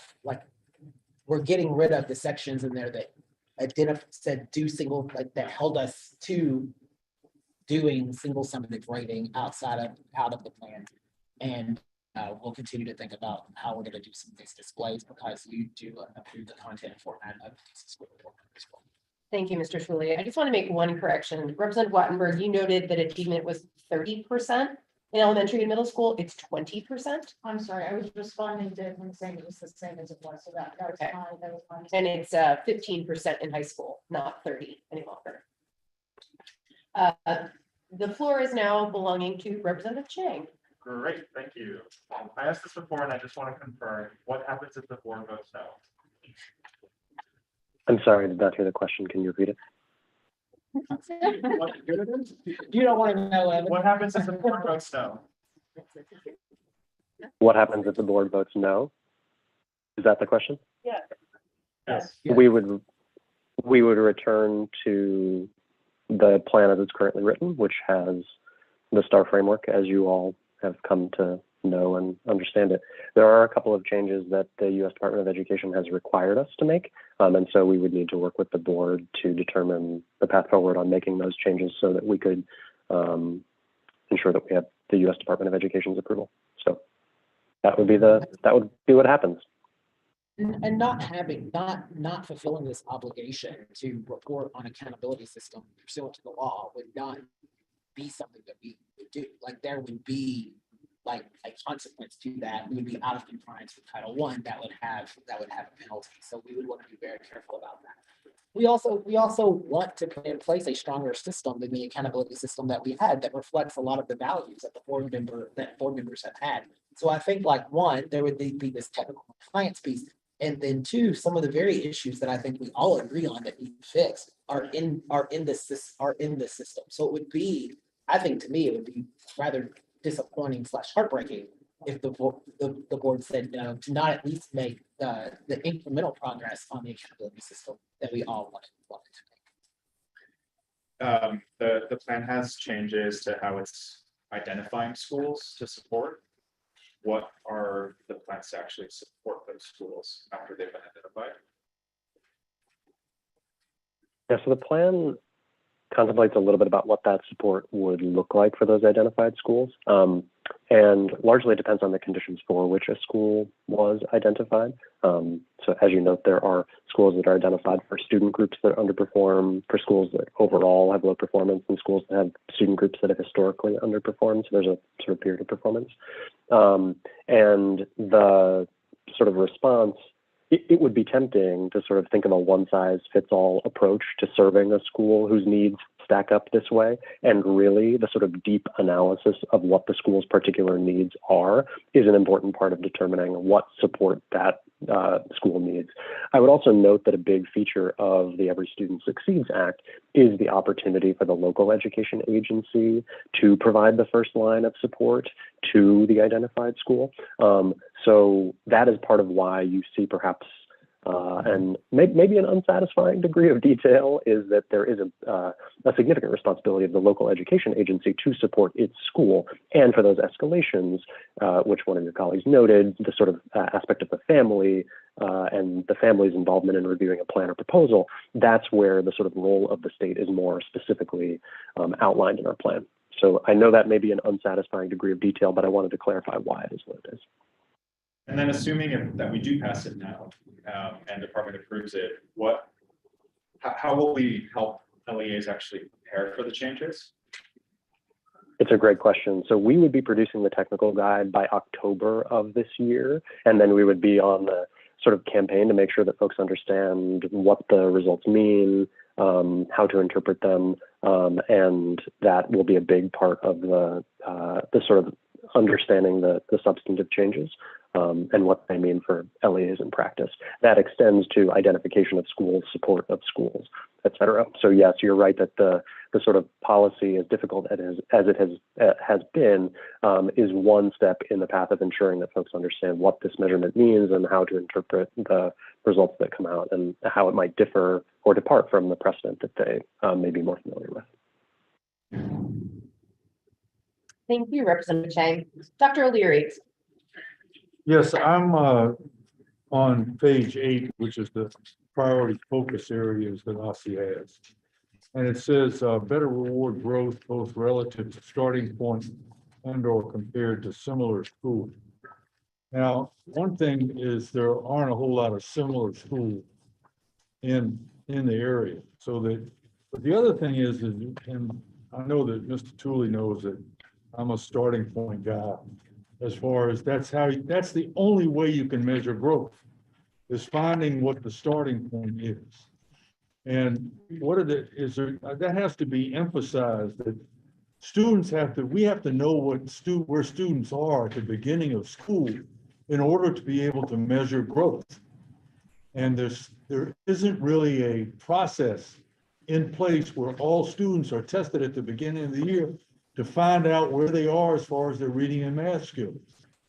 And I know that, I've been talking about this as long as I've been on the board, because I know that when the students that came to Cardozo, a lot of those students were reading at 5 or 6 grade levels below where they were supposed to be. And at the end of the year, they may have improved 3 or 4 grade levels, but it was still below what their grade level was, and it wouldn't measure, and there wasn't any growth measure. So I just want to emphasize that, because this is a focus area, and it talks about relative to starting point. Compared to some of the schools, I don't know what that means, but relative to the starting point is very important. And on page 10, how do the proposed changes better reward growth? And how are we going to measure where they are at the beginning so that we can measure growth? I know that has nothing to do with this statement at all necessarily, but it has an awful lot to do with looking at how education should change so that students' growth is measured. Yeah. Join me on a little bit of a journey. It's a good question. And it really speaks to the experiences that I've had as an educator and as someone who saw a number of his 5th grade students come in reading at a 1st grade level, got them to grade 4, and at the end of the year, those students were proficient, and that to me felt like a victory. So I would just offer a couple of different thoughts to you. Growth from a starting point is not the only way to measure growth robustly and equitably at the school level. So this is a school level accountability system, not a student level accountability system. And while you are right that there is a real value in having a starting point from which to measure growth, the growth measures that we use in our accountability system are robust and really do measure how much improvement a student has made throughout the year. So I would note that. The second piece I would note is that, to your question about having a starting point and a beginning of year sort of definitive test, statewide assessment systems are just coming to experiment with through course assessment, which has a beginning of year and end of year test. And frankly, no, that's not entirely true. Very few states have really implemented them in the kind of scale and way that we would be able to learn from. And I would say that DC has the additional challenge of having fairly high student mobility relative to other states. And so the statewide assessment systems that folks sort of know and can use for this purpose, DC's mobility in terms of having a beginning of year starting point from which to calculate growth actually could be an equity issue. What we find is that the students who are not there to test at the beginning of the year, and therefore for whom we would not be able to compute growth, would actually drop out of this measure, which could present an equity issue in terms of who's included and who's not. So you're totally correct that having a beginning of year starting point from which to measure growth has lots of value. And also I would encourage caution about using that as a sort of pure and true North Star because of who potentially is not included in that from the standpoint of the community that we serve. So you are right, it is nuanced, and also I would just offer that the growth measures that we have really do a good job of equitably calculating growth. Thanks, Dr. Leary. Vice President Thompson? My questions are actually quite similar to Representative Chang. So thank you for answering those. I think the thing that's honestly rolling around in my head is just some of the commentary about proficiency. I grew up a not rich Black girl.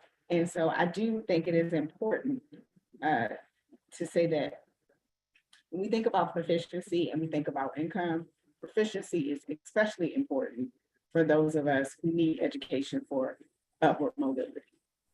And I don't want us to have a system that totally just assumes that if you're, only rich kids can be proficient. Only rich kids can perform at grade level. Only rich kids can perform well. So as someone who grew up here in one of the poorer wards of the city, and has done pretty well for myself because I graduated at the top of my class. I went to an Ivy League school. I think we have to be super mindful about how we talk about proficiency, who is proficient and why. That's all.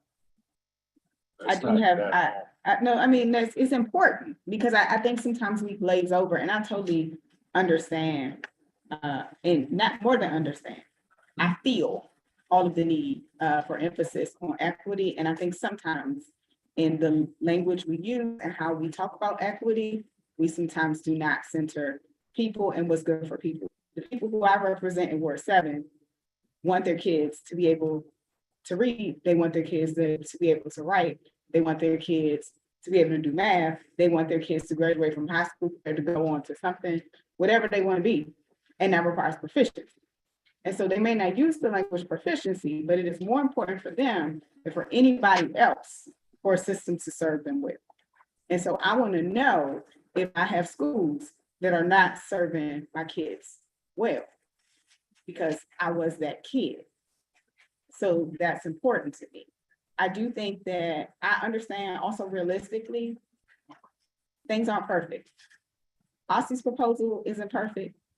Ossie's proposal does make our accountability system stronger. It's better than what we had. I'm happy to see the stars go. And during new business, plan to introduce something that hopefully will get us to a more regular cadence with Ossie, because I really think the path to equity is continuous improvement. Like, it's terrible that we haven't had this conversation in 5 years in a meaningful way, but those would be my comments. So my questions, I think were answered when Representative Chambers. Thank you, Vice President Thompson. Representative Bernstein, I see you've rejoined us. Do you have any questions? Yes, sorry, my audio has not been the best. My internet connection has not been the best, so I might cut out.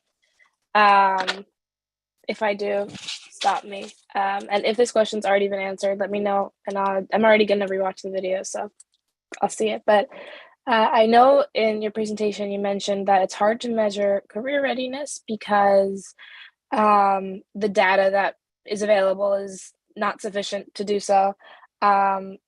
Is there any plans moving forward to figure out how to collect data that measures career readiness? Because earlier in the presentation, you said that there was a commitment to portraying schools, college, and career readiness. And yeah, so that's kind of what I'm wondering.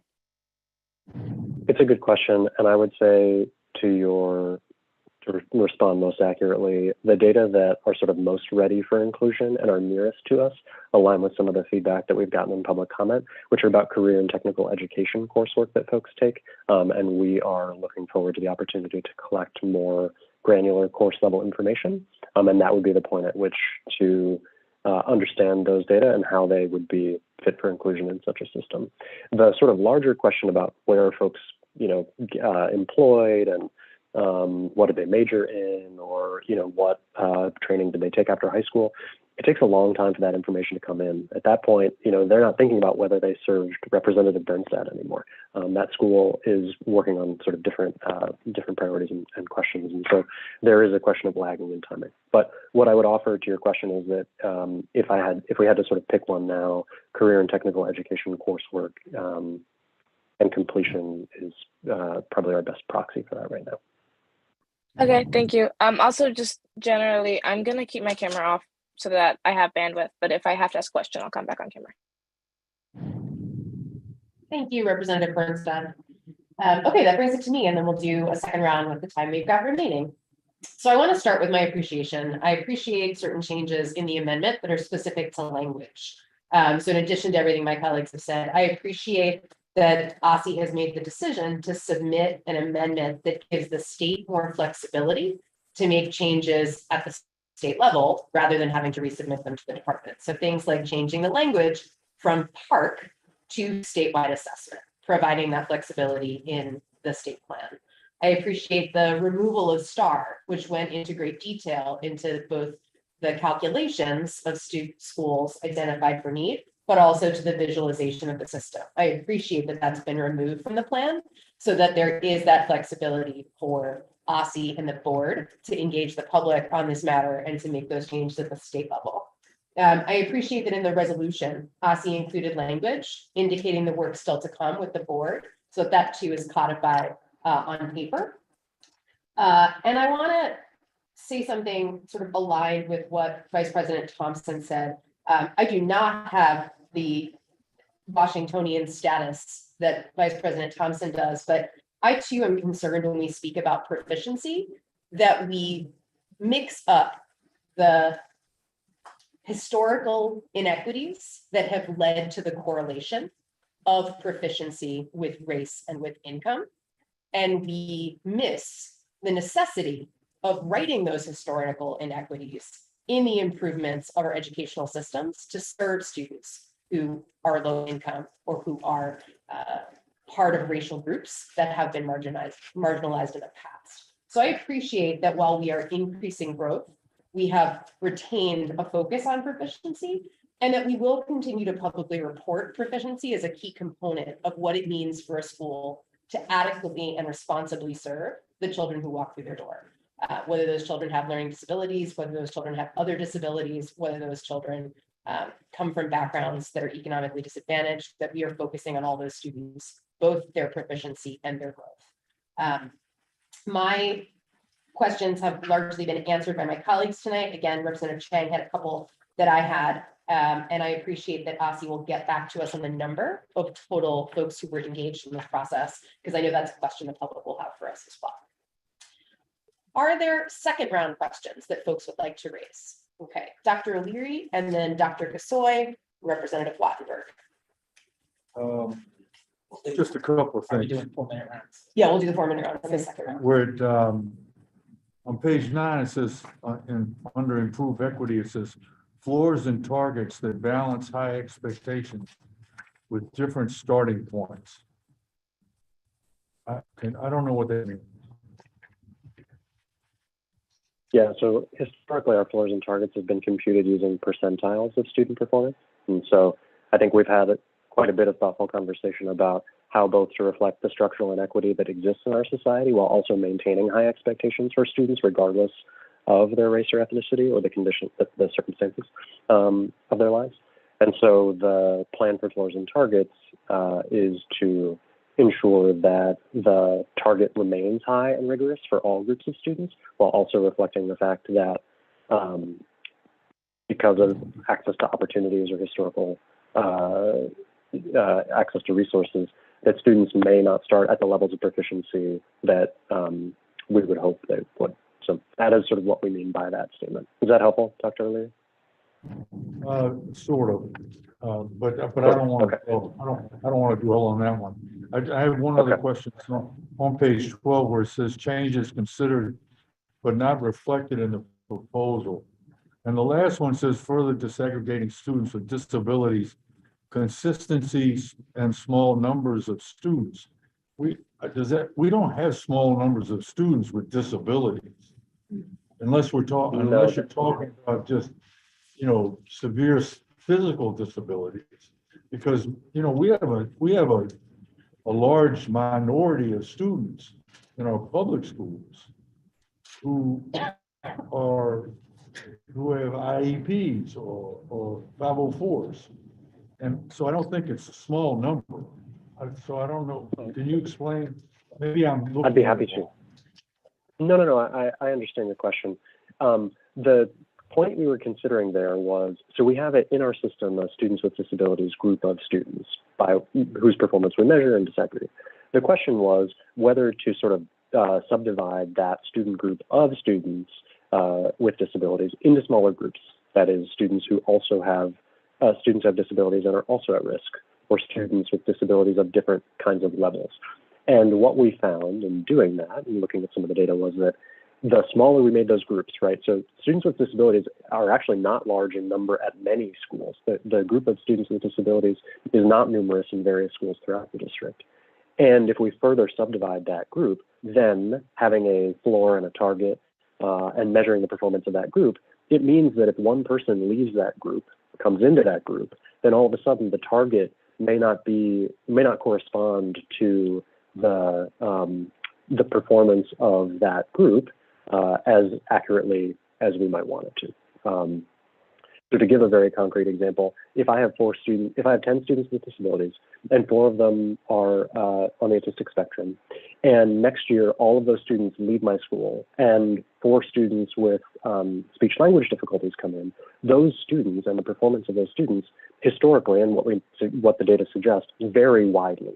And so if we disaggregate that group smaller and smaller, then what happens is that the target that we set for that group may not be a very good or appropriate target if the composition of that group changes. So I hope that's a clarifying explanation as to what we mean by further disaggregating or subdividing that group can lead to targets that are inconsistent or don't correspond to the performance that we expect and the high expectations we have for students of all sorts and students with disabilities. Does that mean that we as a system have to be flexible when that happens? Do you mean an accountability system, or do you mean a system more broadly? I'm really talking about the accountability system. Recognizing that could happen is the flexibility is inbred. The challenge is that the law doesn't permit all of that variability. We can't use sort of a bespoke combination of weights for each year and that level of, because we have to have a single system by which we produce scores for every school. So with this system we have, we feel is as responsive to those changes as we can make it while complying with that requirement in the law. Does that clarify? But also like our floors and targets over time very erratic. So if you are a school leader and you are looking at this sort of disaggregated subgroup of students, next year your floor, 1 year your floor target could look with this group, like you had this group of kids and they were here. Right. This was the floor target. You could be on the upper end, you'd be getting all the points. Next year, your composition could change wildly. Say those kids go to the next school and you have a different set of kids in that subgroup, and now you're at the bottom and not getting any points. And that would just be really erratic back and forth over like year to year. And that would be really hard for planning against like how you would actually address sort of like instructional quality and things if there was that much swing back and forth in most groups. So I think what we would see is like it would be rather destabilizing in some of the metrics and what school leaders are like, oh, this year, last year I got all the points in this subgroup. This year I got like none of the points in that subgroup. Well, wow, that would be very erratic and hard to explain. I know I'm over time, but I just want to throw it out that some years which continue, you're always getting the same kinds of students that aren't ever going to meet the expectations of the system. I'm going to move us on to Dr. Gossoy. Thank you. I'm going to pick up actually where Dr. O'Leary left off last round. And actually, I think I heard you correctly, Mr. Kramer, are we exploring the possibility of through-year assessment? Is that something that's on the table? We have, I can't comment because of ongoing procurement. Because what, sorry? An ongoing procurement. Okay. I will just say that, I mean, I did notice that Park was crossed off, and so I would be excited about that. And one thing, I can't remember the state, but we will find out which one it was. They were experimenting with using map testing, I believe it was, testing that the schools were already using internally for formative assessments to also, count as the summative assessment at the end or for accountability purposes. So they were actually removing one of the tests, the state test, which sounded like a great idea. I don't, I admit I don't know, if I'm sure they were collecting data on that. So that would be something to explore. But I did appreciate that Park was crossed off, and I think it's exciting that we may be exploring that. I do just want to also appreciate what Representative Thompson brought up about proficiency and sharing your personal experience. I do want to also raise, I guess, that the real spirit of the resolution that's the state board put forward is about they're shifting away from a system that labels schools and is punitive to one that is supportive. And I think, our concern about proficiency was really focused on sort of a system where we were using metrics that are so aligned with SES to label schools and basically designate quality when it's really growth that designates quality, or more closely anyway, right?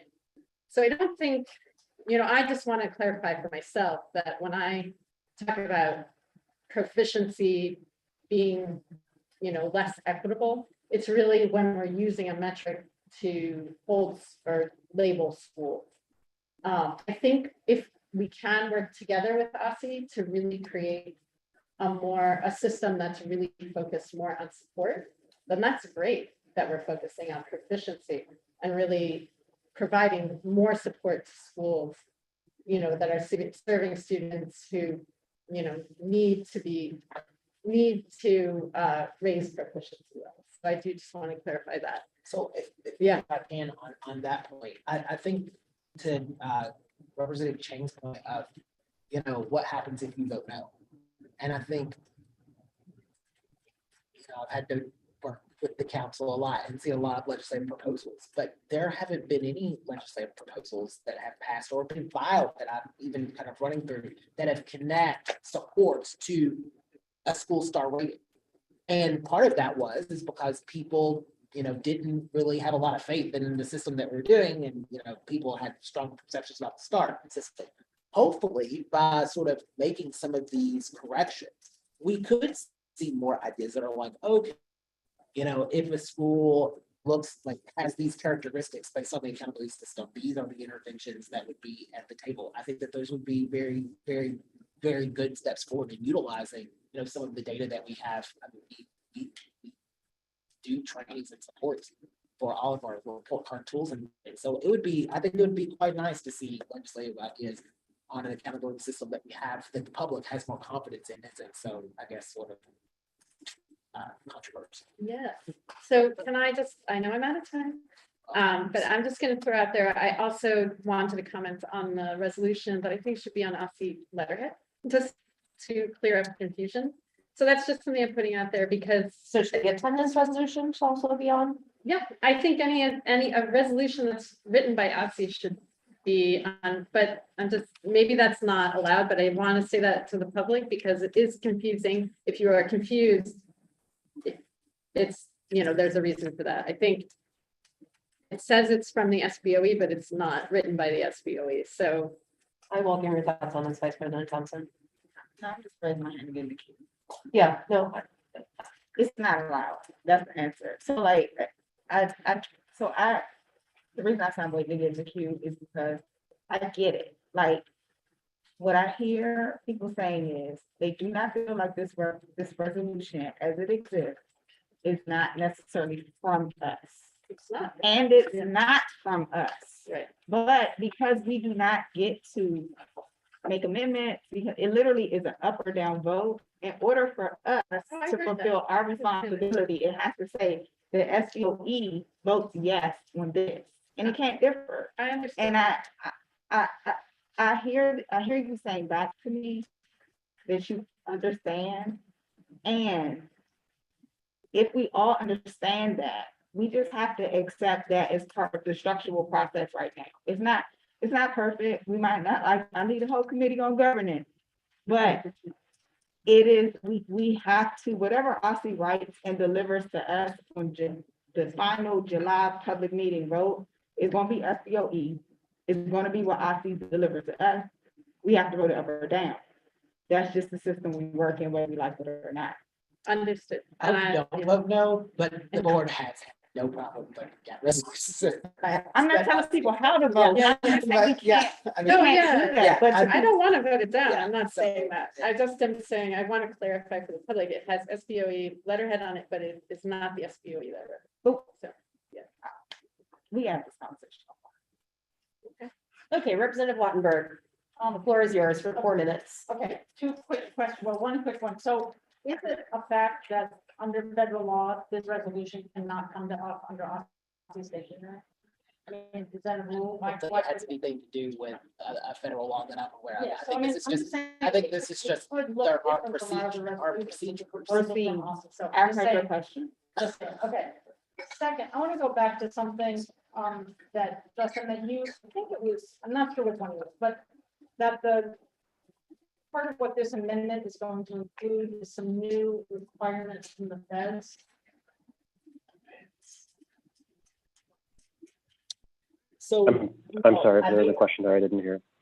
I think, Evan, what Representative Wattenberg is saying is that there were places in our previous plan where that we were descriptive about things that weren't required under the law.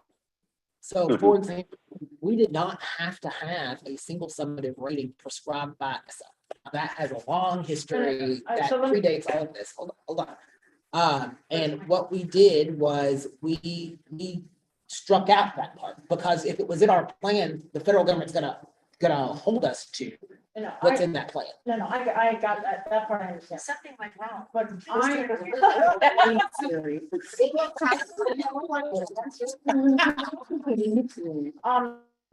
but I thought maybe it was Evan said that there were also some new federal requirements that had to be addressed in this. Is that just not the case? I just totally misunderstand that.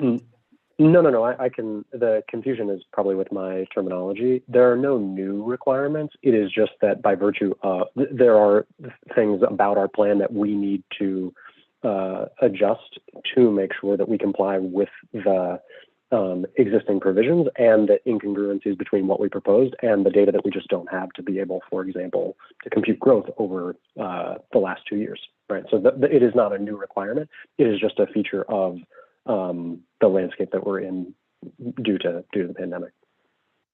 And to be, I think, a little bit more specific here is, it's, gosh, how long ago has it been that we submitted our first state plan? Like, that was a completely different administration, a completely different US Department of Education, sandwiched with a completely different Department of Education, sandwiched with a new Department of Education. And I think, things that this body doesn't see all the time is that the US Department of Education is giving us guidance and parameters about what to do. And when administrations change, there's different people look at your plans very differently. Like the Biden administration is looking at it very differently, the Obama administration, the Trump administration. And we, through guidance and feedback and our associations and things, that we know that they're going to be tighter on certain things. So I think what Evan is speaking to is in reaction to some of those things where we know that, hey, the past administration may have been a little light on this. We need to be more robust to it. Second comment and then another question is, I just want to say, in saying to us that part of what goes on in this amendment is that it gets rid of the summative rating. I just have to say, I think for most of us, the number is a summative rating. It is the sum of a number of untransparent indicators. It's a summative rating. So I don't want to, it's not a star rating. It is a summative rating. People are going to look at it and say this school got a higher score, a lower score. So I just want to have that on the record. I also want to say that I am thrilled to hear, because I totally agree, that with some shift, I don't know if this gets at it enough, but I hope with the dashboard that it will. Some of the things that we propose to have information on climate, on retention, and I hope on well-rounded education, that all of those, what they will do is they will really point to places where we could really work together with the council. With one of the council members that I hope is going to be on the council who's sitting here with us tonight, Can't talk about that. to create an assistance program that really uses those indicators. So I just want to say total 1,000% agree. And just to one response to Representative Thompson, I'm totally for reporting proficiency. Absolutely, always. It's more what I align myself with. The concerns about the bias that Representative Getzoy raised, and then I think that's what I want to say. You know, Ruth, I think one of the things is you have been able to push us at a lot of places where I definitely not wanted to go. But, you know, one of the things that, you know, I don't think the board needs to remember, that you do need to remember, is how you've pushed us on educator workforce data, which I know hopefully we come back and talk about probably after the summer or we rest through this. But, you know, that was a place where when we did the report card engagement the first time, we didn't have anything. We had some years of experience and I think infield teachers. And we made a commitment. I know that was, you were here. And that was a place where we built a statewide system of collection, and that stuff is out there. And we're going to have a conversation about how that is displayed, because those are new metrics on our, you know, that we're report. And I mean, you know, this is, I keep going back to this question of like, what happens if you vote no? And I'm like, you know, don't do that. But at the same time, it's also like, you've got to look at the entire history of where this body of work has gone through DC school report card and the accountability system. And it's come a long way. I think in your view, it has a long way to go, but I don't think you should negate where you have pushed us and been quite successful in pushing us at doing that.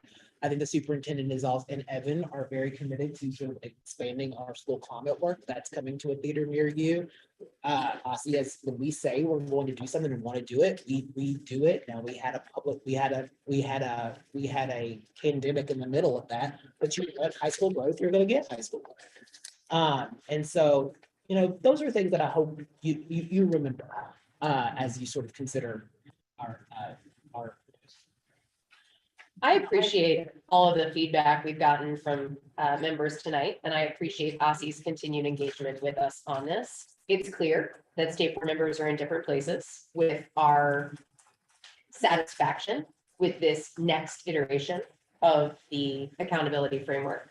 But I think one thing I'm heartened by is that I'm excited to see Vice President Thompson's language about the idea that Ossie and the board commit to a regular cadence of reviewing the accountability system over time, so that it's not the board has to raise it and then Ossie says yes or no, but that there becomes a schedule, a cadence of how this work is done as part of the ordinary procedures of the board and Ossie. Similar to the way that it is part of the ordinary procedures of the board and Ossie, that policy resolutions brought to the board for approval are put on the board's letterhead. So we create policies and procedures that are regular behaviors, and hopefully we can bring this cadence into regular behavior as well.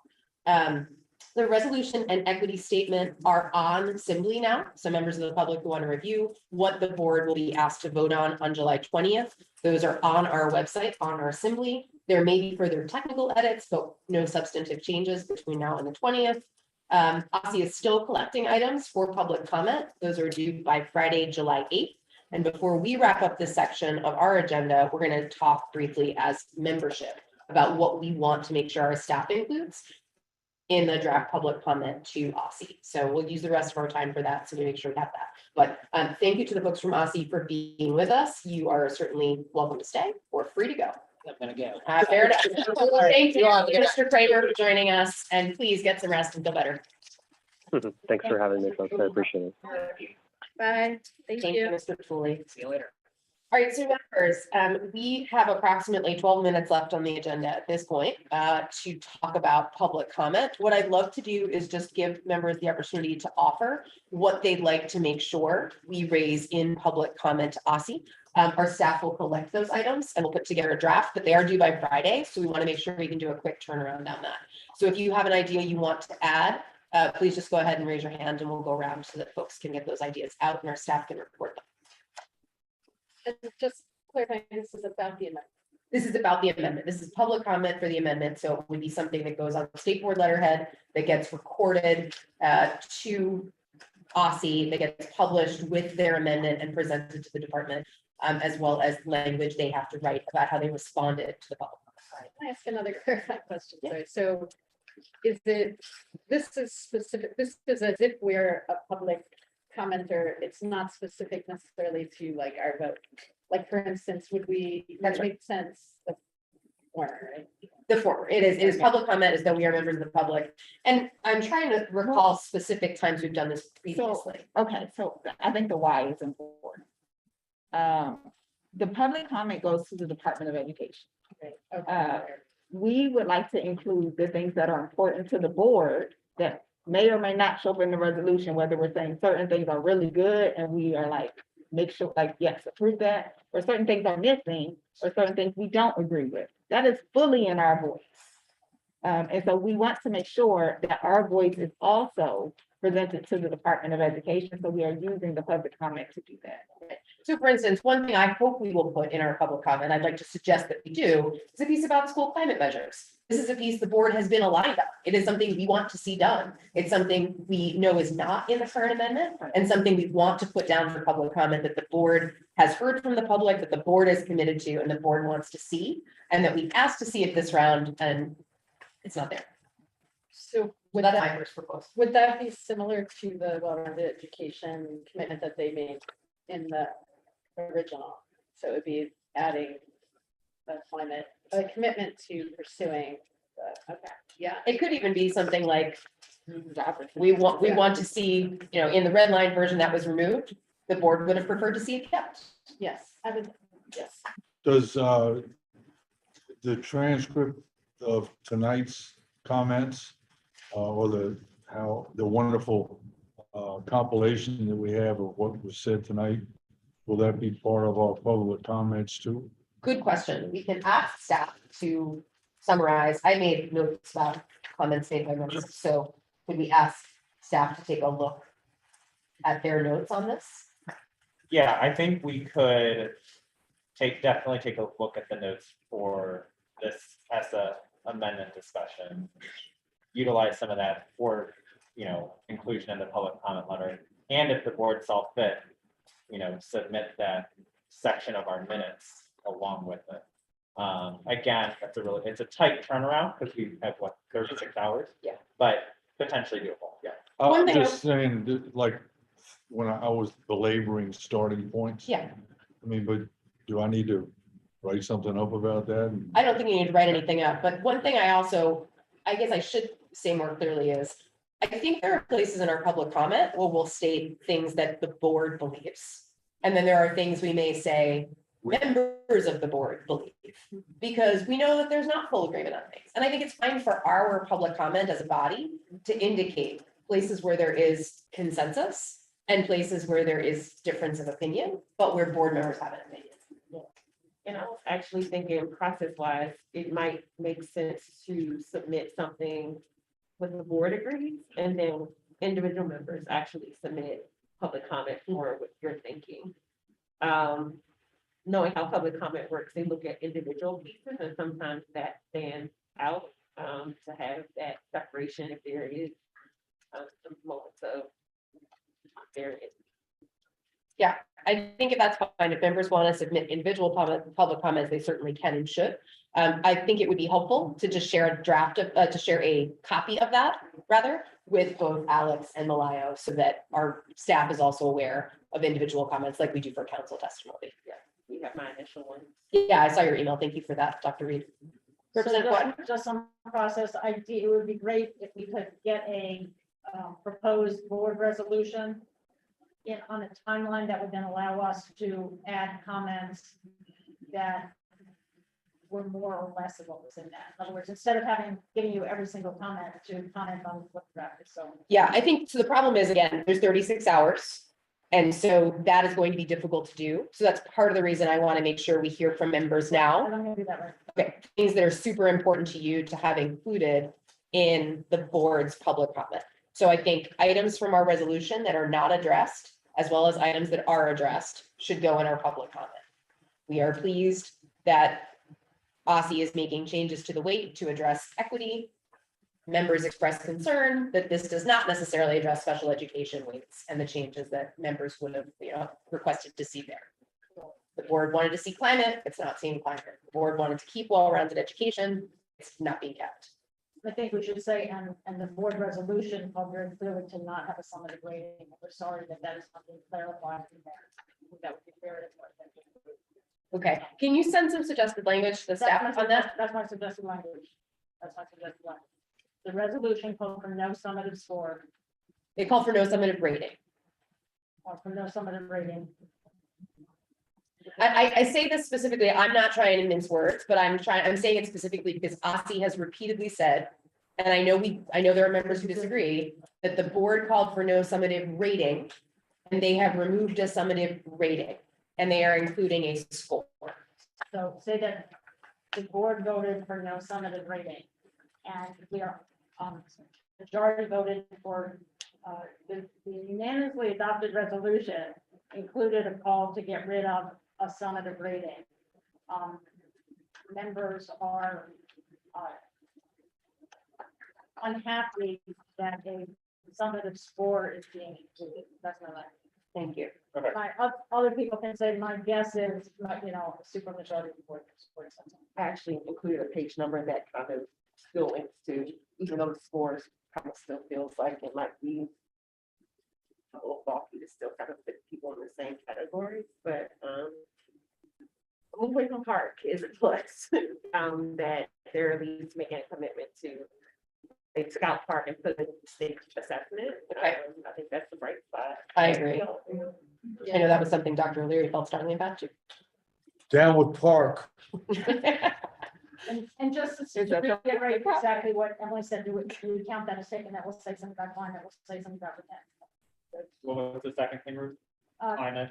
Climate, teacher retention, that whole, well-rounded education, the whole list of things that we had in there. In the rest, in our. Yes, resolution. Just point of, I don't recall fully, but I do remember there was 2 amendment questions around that. One was around striking the rating. There was another one around making data public. And I think the vote was different on those. There's only one vote that was. There were, in the resolution that the board voted on, there were several amendments. I believe that. They may have all passed. They all passed. But I do believe that there was a shift in the numbers. So just saying that, I don't know if the support is the same for striking the rating versus not making the data public. No, everything's for the data. I mean, I think I appreciate Representative Parker calling out, though, that I've heard you a few times tonight, Representative Wattenberg, say many or most. And I think we do want to be cautious that there are places in the resolution, in the public comment to OSSI and to the department, that we want to be clear on where there is consensus and where there is not consensus. And so I think on things like the rating versus the score, I'll speak only for myself here. I don't feel, as you do, that the way OSSI describes things now in the amendment is nefarious. Can I say, I don't want to attribute that word to you, I but just think it is in effect a rating, but that's not the point. and I disagree. I don't think it is. So I think that's a point at which I would want to say there are members who think. And we can let other people weigh in it. I'm just saying that on the amendments, there's a whole set of things that passed by everybody. The only thing that wasn't unanimous, and you did vote for it, as did everybody else. But the one thing about, and if you're right, if the rating was along with, my point is only to say the rest of it was not, that's all. We're all Request, for it. if we could just cite the vote, like to a vote of 6-3, members voted X way, just to be more accurate. And yes, it did pass unanimous on the second round. I would request that the first round of votes, which I think did show the distance between members, would be the numbers that we referenced. Wait, we all agree. He's saying into the public comment. Yes, Why is, I just to be more specific versus saying most, many, that we can just be very clear to say 6 members voted for blank, just to be more precise. Because I think where we started from was the places where there are consensus, we should just say the board. And the places where there weren't, we could just say member. Yeah. Well, but I think, I guess what I'm saying is we should say that where it was adopted by the board, we should. I was just recapping why you were responding to that. I wasn't adding my opinion. I was So it's just. And so that was why, in my opinion, Representative Parker was offering this as a compromise for clarity. Got it. Are there other things that members want to make sure are included in the public comment? Representative Gisway. I am wondering if there is a way, I know that the amendment there's very specific language that needs to be used that's, specific to accountability or responding to the federal mandate around accountability. I also know, as I mentioned during our session, that our resolution really is trying to make a shift towards greater support. I'm just wondering if there are places in the amendment where that could be highlighted more, that there's going to be commitment to, I don't know. Yeah, I have to think about the language, and if anybody else wants to help me out here, but I think it's important, like, that's such an important part of our resolution is the support piece. Can I ask one thing in reaction to that? So Evan Kramer said tonight that ESSA, as a law, requires that LEAs be the first line of support. And that is why OSSI is deliberately not detailed in the amendment, because it's not meant to be, the state says this must happen, but rather the state offers a process by which the LEA says what they will do in response to the school being identified for need. So given that, what would you want OSSI to be more specific about? Yeah, and I don't want to get too in the weeds around, I just know how the accountability system impacts individual schools, and I hear from principals like, this is such a stressor, right? Like, we don't do certain things because we know ultimately we're held responsible to this. Whereas I think if there was more of a focus on support instead of the we're moving away from a label, hopefully, but So is it the state incentivizing LEAs to provide support to their schools? Or is it the state supporting schools directly based on identified needs in the system? Because I think the latter is tougher for the department to approve, since the department's own regulations have to comply with the law, which says LEAs need to be the first line of support. But asking for language that incentivizes. and maybe this is not allowed, but ultimately what I would guess is that we take the accountability up to a higher level. And that we're holding OSSI and ourselves to some extent accountable to support the LEAs that need support, right? So when we find out that a school is not raising proficiency levels or the growth level is not, where it should be, that really the accountability lies at the system level to figure out what's going on and to provide support. And I know this is like at odds with what is, right? Like what is mandated, but I think that some states are grappling with this and are figuring out how to have a more support focused system. So I don't know how to put it in. Okay. So maybe that's something I need to work on tonight and try to get it. Yeah. Vice President Thompson? I think one thing that I at least do my best to remind myself is that while we say this is like the state accountability system, OSSI and the accountability plan is not the only lever within the DC education governance system that we have to support schools. And so even if we cannot find the perfect language to align with the federal mandates around compliance, I don't think of that as the only limits we have around the larger cause, which I think the board is committed to just beyond the accountability conversations of supporting schools. And thereby not just supporting schools, but quite frankly, supporting children. Right. And so like, I do think that it's important for us to like spirit of things. I get it, and I think that's one of the reasons we wanted to talk with the members about this opportunity for public comment and not let that pass us by. And I also know it is not the end all be all, nothing ever is. You have to continue to identify all the opportunities and pull all the levers to be able to get to the place that we want to be. I think given both of those things, we want to make sure we include in the public comment some sort of language that says the board remains focused on the accountability system as a tool of support and would have preferred to see more language around ways the state and LEAs can support schools identified. Yes, yes. Dr. Reed. Because I was gonna say that, Ed is not gonna come and say, Kip's gonna get the corrective action, it's DC gets the corrective action. So it is a state plan. And for DC, yes, we postpone support in schools, LEAs, to let children feel the impact, but it is a state level system of accountability. So it is your high level, how are you? I know, yeah, no, I know that, I guess, but if the way it is used ends up being a punitive accountability system. One way to talk I think for, yeah, how it's used. yeah, I'm saying this plan is for the state. I'm just gonna come to Dr. O'Leary, then I'll come to you, Representative Blackburn.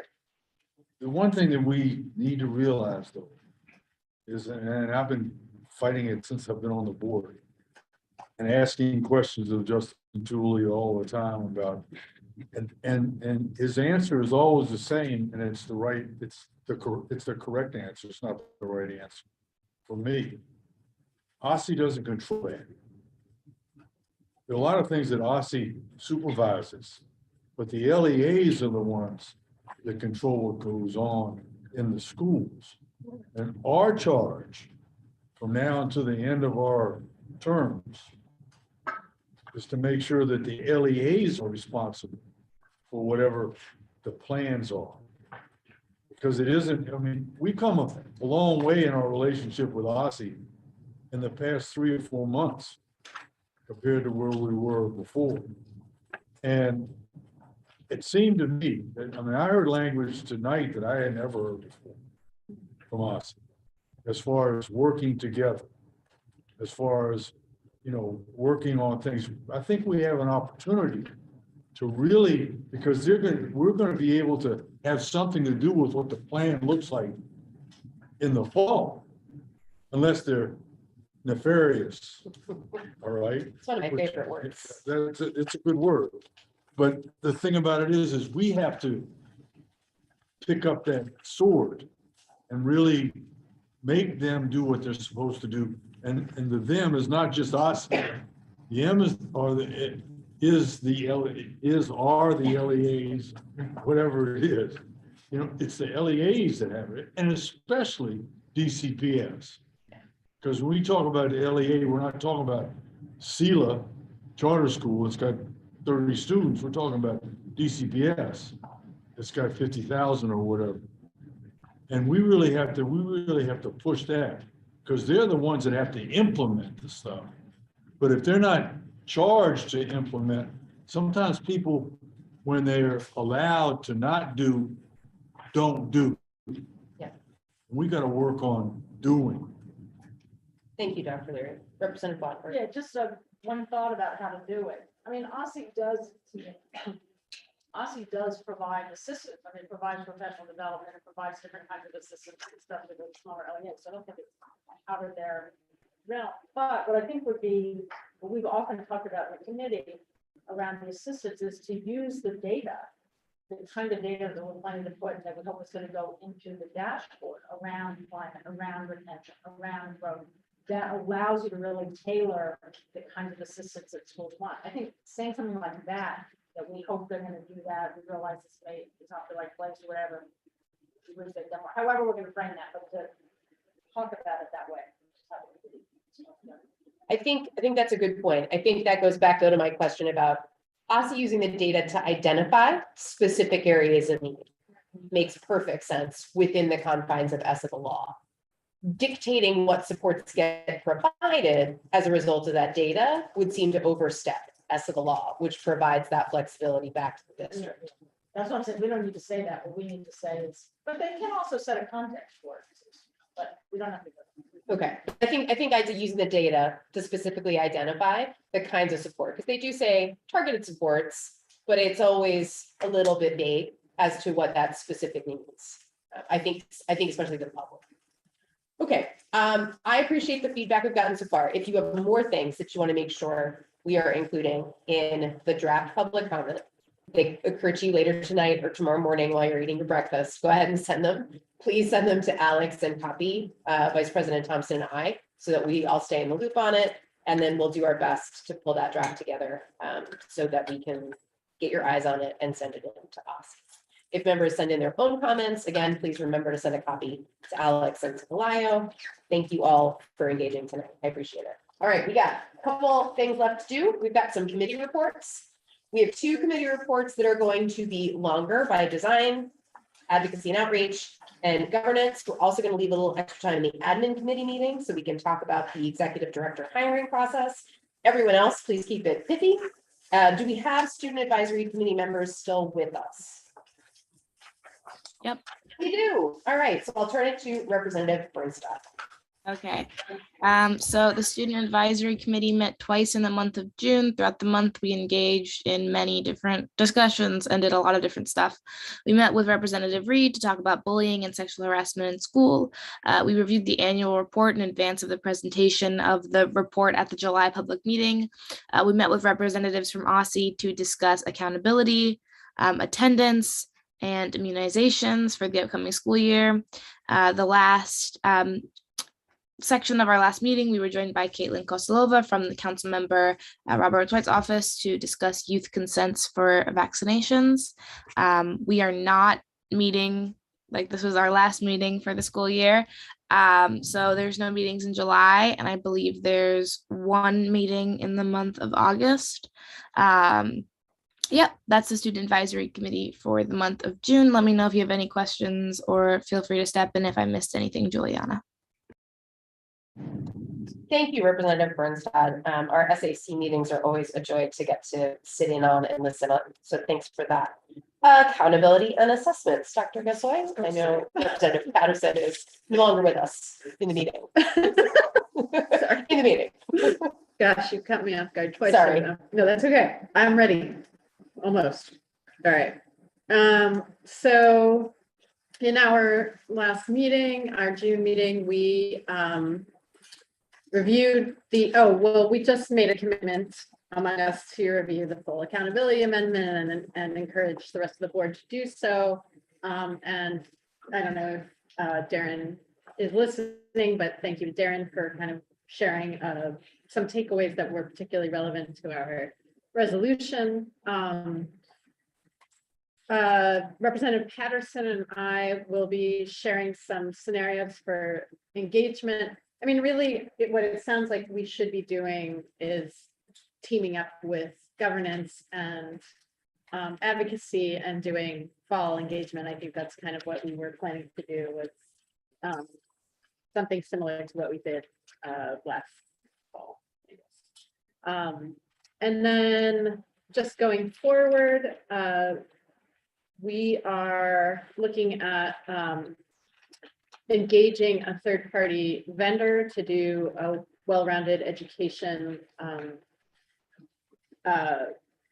research project, but preceding that, Mr. Fleischer and Mr.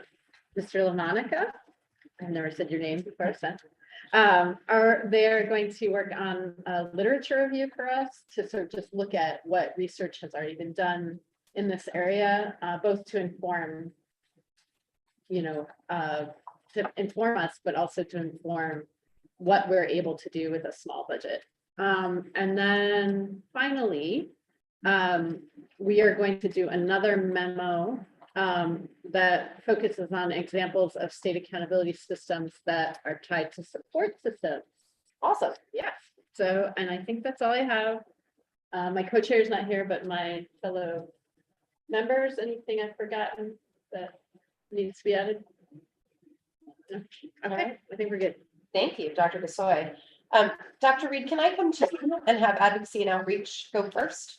Sure. Thank you. So I think it would be best if folks look over the amendment and then I guess look up what are they doing when you're ready.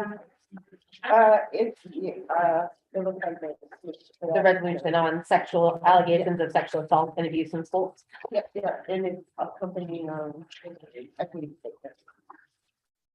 Just so folks have an opportunity to review and.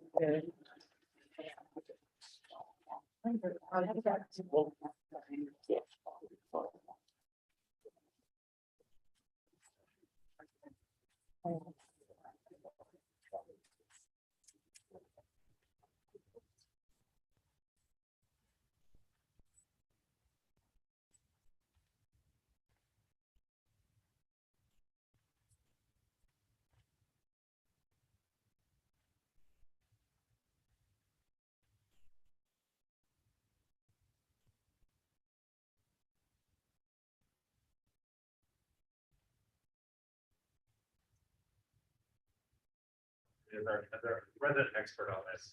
Yeah. You know, other cities or states have made these changes already?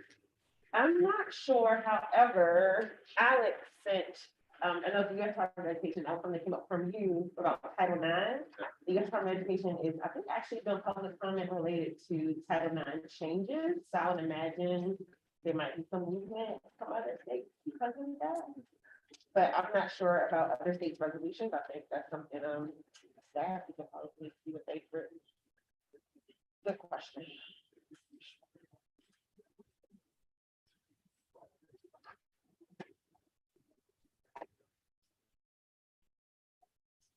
Specific state boards you're interested in, or state Yeah. federal? Yeah. I think, just trying to imagine what all of the processes of making it public could be, that we are not. Yeah. Maybe one more minute.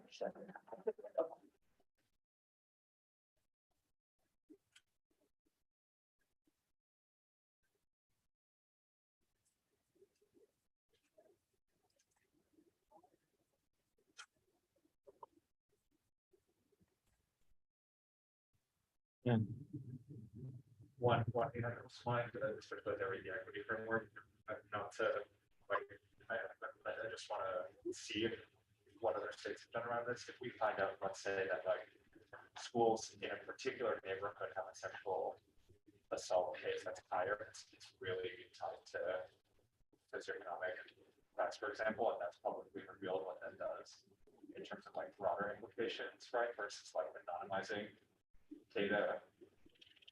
Right, I just want to be thoughtful about how we report it out so that it's not another reason why someone thinks of a school as an important facts. Or community. You know what I mean? Exactly. Yeah, actually, about that. That's one thing that really makes me Okay. nervous. Yeah. So I'll give a framing for how we got here and then open up, now it seems like most people have kind of reviewed, but yeah, good point, I'm really, at least for me, that's the statement. All right, so, I know, members became aware of just certain events that happened in their, wards. It started with kind of, really what felt like the world was on fire in Ward 8. I touched base with Representative Chang, and then eventually, Representative Setter, who one of her constituents, or actually ANC Commissioner Boyd, like a bunch of school cases. So we thought what felt like, we know the issue, was interested in get FOIA data related to like, whoa, these are student cases, these are student faculty situations. This has evolved from its initial iteration, which was kind of like, we're gonna, do your training and can community members, be more informed, to more of a data approach, things that we actually can control as a board, was the recommendation, and things that the board can actually act on. So of course, the beginning had kind of the current status, but what we know, is actually that second whereas where I thought there might be data, there really wasn't. Moving into the be resolved part, which is, we want that data available so that the public can access it. So for instance, what the ANC Commissioner, the Representative Setter, showed me, like she had to point it. I feel like that's something that should not be, something pointful. It should be something that you can make a decision or knowledgeable about.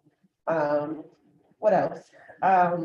something that came up from our student advisory committee related to the bullying piece around sexuality and gender was that our staff members sometimes felt that almost teachers were witnessing inappropriate instances, but didn't feel empowered, or because maybe they are of a, had some bias, personally, didn't feel like they needed to speak up against. So that's where I think it came in. We want all our frontline community workers to, including like our counselors and ANC commissioners and community organizations, anyone who integrates with children, to understand there is a process or an issue arrives, comes to you. Don't waste time. There's already a pathway that you can report. Excuse me. The next page has some innovation related to, can students report anonymously? What else?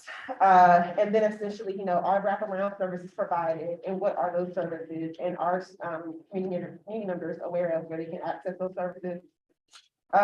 We want our agencies to expand training. Again, that piece about students. I think sometimes people don't have, like, I know we have the mandated reporter training, but even those super nuanced situations, something might happen, our staff are full, armed with words to help, protect or support students.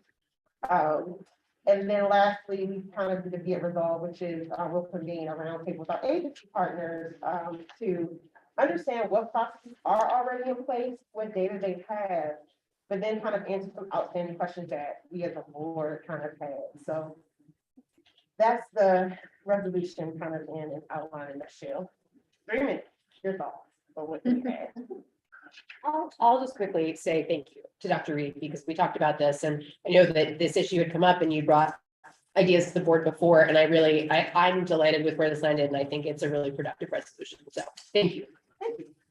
I echo those appreciations. I think you've been pretty dogged on this in a good way.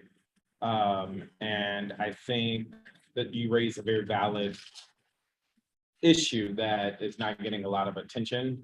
A few things I would just highlight as recommendations, I hope you would entertain them, is just to be a bit more direct. When I read the resolution, it's all the right stuff.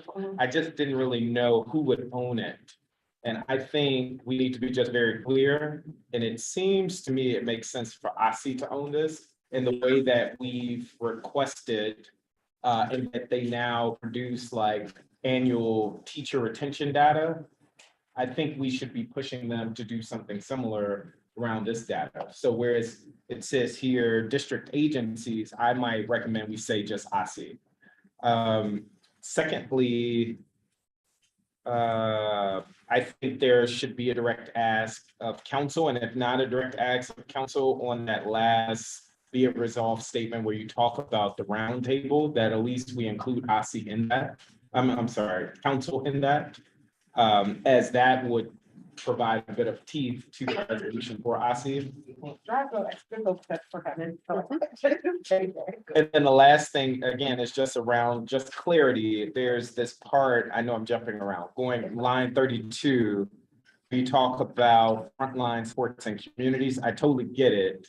I don't know how we enforce that. And so again, I would put the onus on ASI and say, ASI should produce guidelines for public officials, i.e. ANCs, et cetera, around how they should report back to them or the appropriate agency so that they can report that information. Yeah, and I would just say to get where I was coming from this framing, like for instance, I know an ANC commissioner got a call about it was sexual assault, but like possible physical abuse from a child. And Yeah. And it was like, no, actually, you can call CFSA hotline and they'll answer. So that's kind of where my friend was from that one. You're saying ASI should possibly. Or maybe that's something that the board or the FCC, I don't know. The resolution to me read as though we're saying public ANC should figure out how they're going to report. And I think instead this should say either the board is going to produce guidelines that we're going to disseminate across the city, or we're going to ask ASI to produce those guidelines, versus putting the onus on ANCs, which I don't think will happen. Gotcha. Okay. I know earlier. I agree with everything good about it. I think that I read everything as an English teacher, right? And I think that the beginning of it is not where you want, you just throw it out. And I think it should start with line 13. Because it's a state board resolution. And it's what we feel. You understand what I mean? I mean, it's all, nobody cares about the civil rights data collection or anything like that. I mean, but it's not, it's not that, I'm not saying it shouldn't be there. I'm just saying you shouldn't lead with it. I mean, to catch, because it ought to have a progression of severity that leads into who is responsible for it as it goes. Okay. You understand what I mean? If you don't mind my moving it around, I'll. Push it up and then bump it down. I can. I think we're just recommending it. I know we're out of time, but this is something that might be something important for us. We can get our staff and maybe fellows to look at. My understanding when this case happened at Duke Ellington and we were following in Ward 2 was that OSTI does not own the data, the police own it, and we could not access it. And so it was an MPP question, not a OSTI question. That's where I got on it. And that's where I could go much further, I will say. So as somebody who might be thinking about this from a broader lens, I actually think that question might be something we pushed onto the executive or to council of create a clear, who owns this? Because without that, I was just being bounced back and forth between different agencies and no one claimed ownership of this in a way that allowed us to actually work on this. Yeah, it might make the argument for keeping things a little more vague to district agencies, except where we know Right. Where we want ownership. I really like this idea of the anonymous reporting. I think one of the big things that I've become aware of is that people are very hesitant to report because when you do, you are stuck in forever the public lens of being the victim without having support.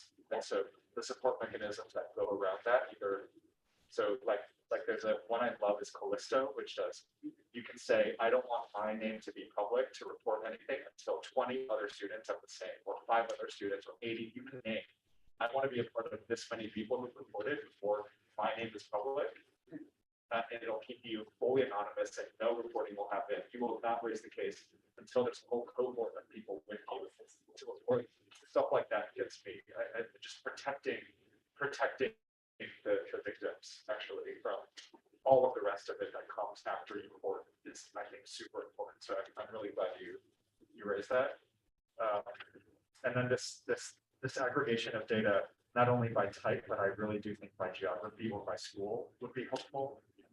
I don't know if that removes the kind of like burden of like schools and LEAs to do it, but I get very concerned as to like what that means for the school, not just and I don't know, I go back and forth on this. Do you see what I mean, Dr. Reed? Of like, if the school gets named, what that means, if like one school has multiple cases, it means we've really got to address something, but. And I also know it could be the school might just be really responsive. Right, exactly. The onion had killed on one of the cases. It was really the student felt more comfortable reporting to the school than something. But the school also had, so it's a layer to the onion. I get what you're saying. And I'll follow up with Callisto because I want to know how we can check. I do want to protect the amendment that word. But I also want to make sure that we are working on that individual student. So yes, I'm going to be part of a cohort, but I also need support right now. There's something. But thank you. Like this is so important. Yeah. Great. So likewise, I want to start by saying thanks for doing this. That was next. I thought that. Oh, I'm sorry. I thought. No. Two things. One, to the point about the ANC commissioners. I think the people you listed are a lot of the right people, but it actually is probably going to be different agencies that are going to provide. So like when I was at ANC, you do go to training. You don't get enough training on all the things you're going to encounter. So like in the case of ANC, it's going to be the office of ANC. Maybe you name the agency that is responsible for laying out the training and the guidelines, and then other district agencies can be the distributors. Yeah. Yeah, because in my head, I didn't want to like, it wasn't really an enforcement piece. I didn't like slap them on the hand. It was what I didn't know. What I heard you say was people reached out to you because they were like, oh, this is a kid issue. You're the education person. That's what, yeah. Right. So they're reaching out to you as opposed to just knowing where it is to go. Right. Right. So yeah, that's what I heard. That would be my recommendation. I think I really appreciate Rep. Chain's comments about the just protecting the victims. I think a lot of the times, and I tie that back to this issue of raising, like, how do people report and what does it look like to raise issues? Because I would say that I have encountered times when people have raised things to me, and in attempting to be helpful, they have actually probably victimized the person further for a whole bunch of different reasons. So it is an absolutely complicated issue. I think leaving the agencies, that part more broad, is appropriate because we have definitely started to peel back the onion and figure out it is quite complicated and who owns different data, and it does not have a house right now. One of the reasons that the roundtable discussion came up, and I'm glad it's included in the resolution to make sure that we're saying it's important and it happens, is because we recognize that there was a lot that we didn't know.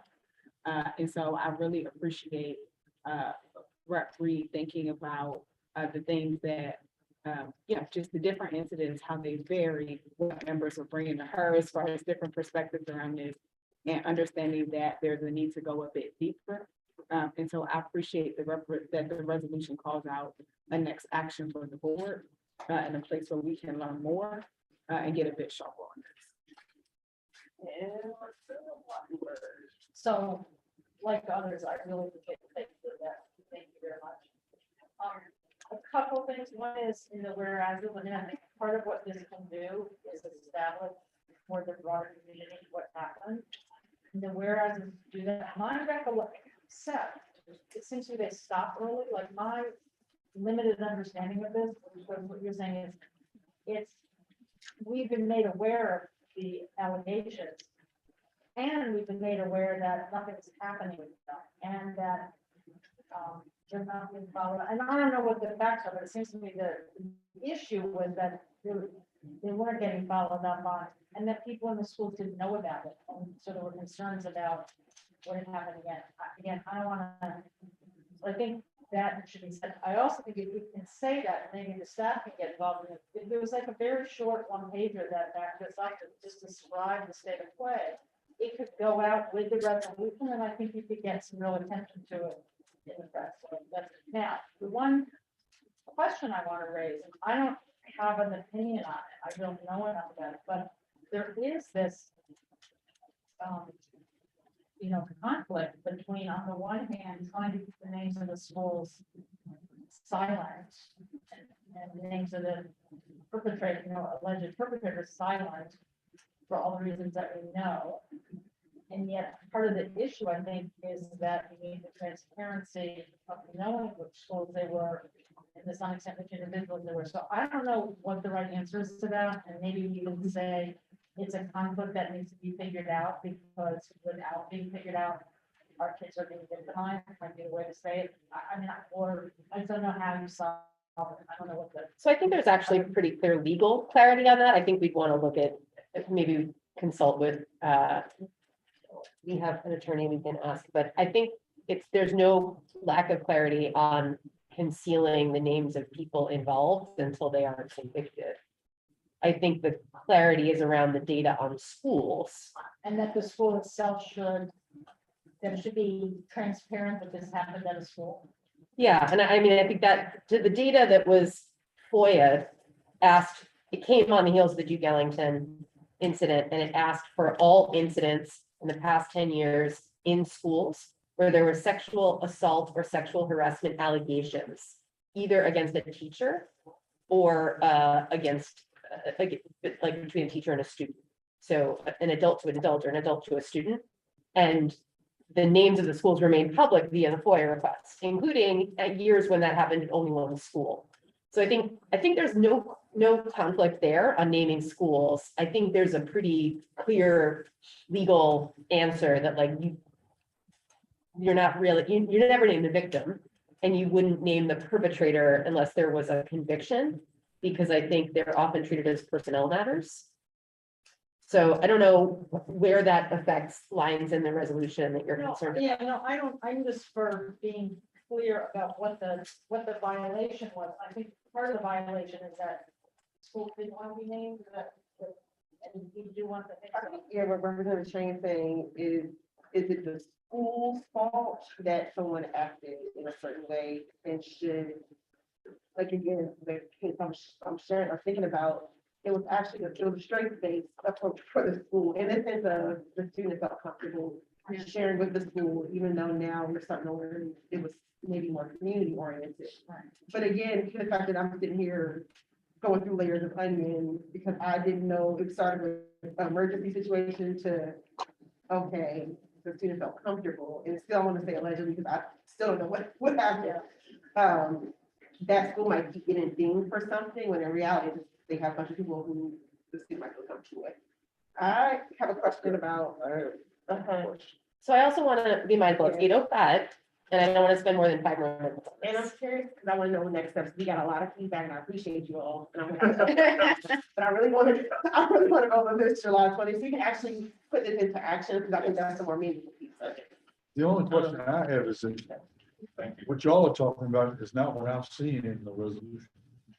It seems to me that we're signaling that there needs to be a change in how any kind of abuse, sexual abuse, is taken care of by the system. I wasn't even thinking about an isolated thing. I'm thinking about, this seems to be a clarion call that we need to have, the system has to address this situation.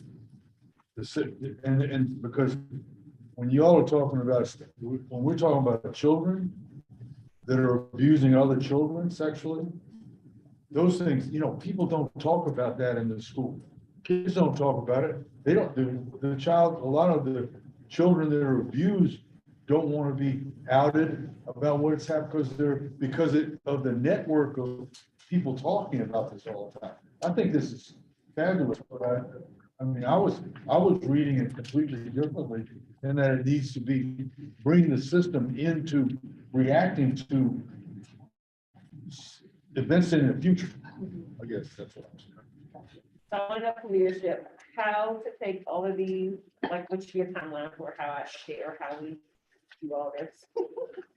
I think if you can incorporate the feedback and maybe put it in a SharePoint doc or a Google Doc that folks can then make any other edits to, and if we can aim to get it all together by the end of next week, so next Friday, 15th, that will meet our material deadline, right? Yeah, so if we can get it together by that morning, it's already, like, it's on the docket, we know it's gonna come up for consideration, but if we get a final language up by Friday morning. Oh, that's right, for the next week. For the next meeting. Oh, I see.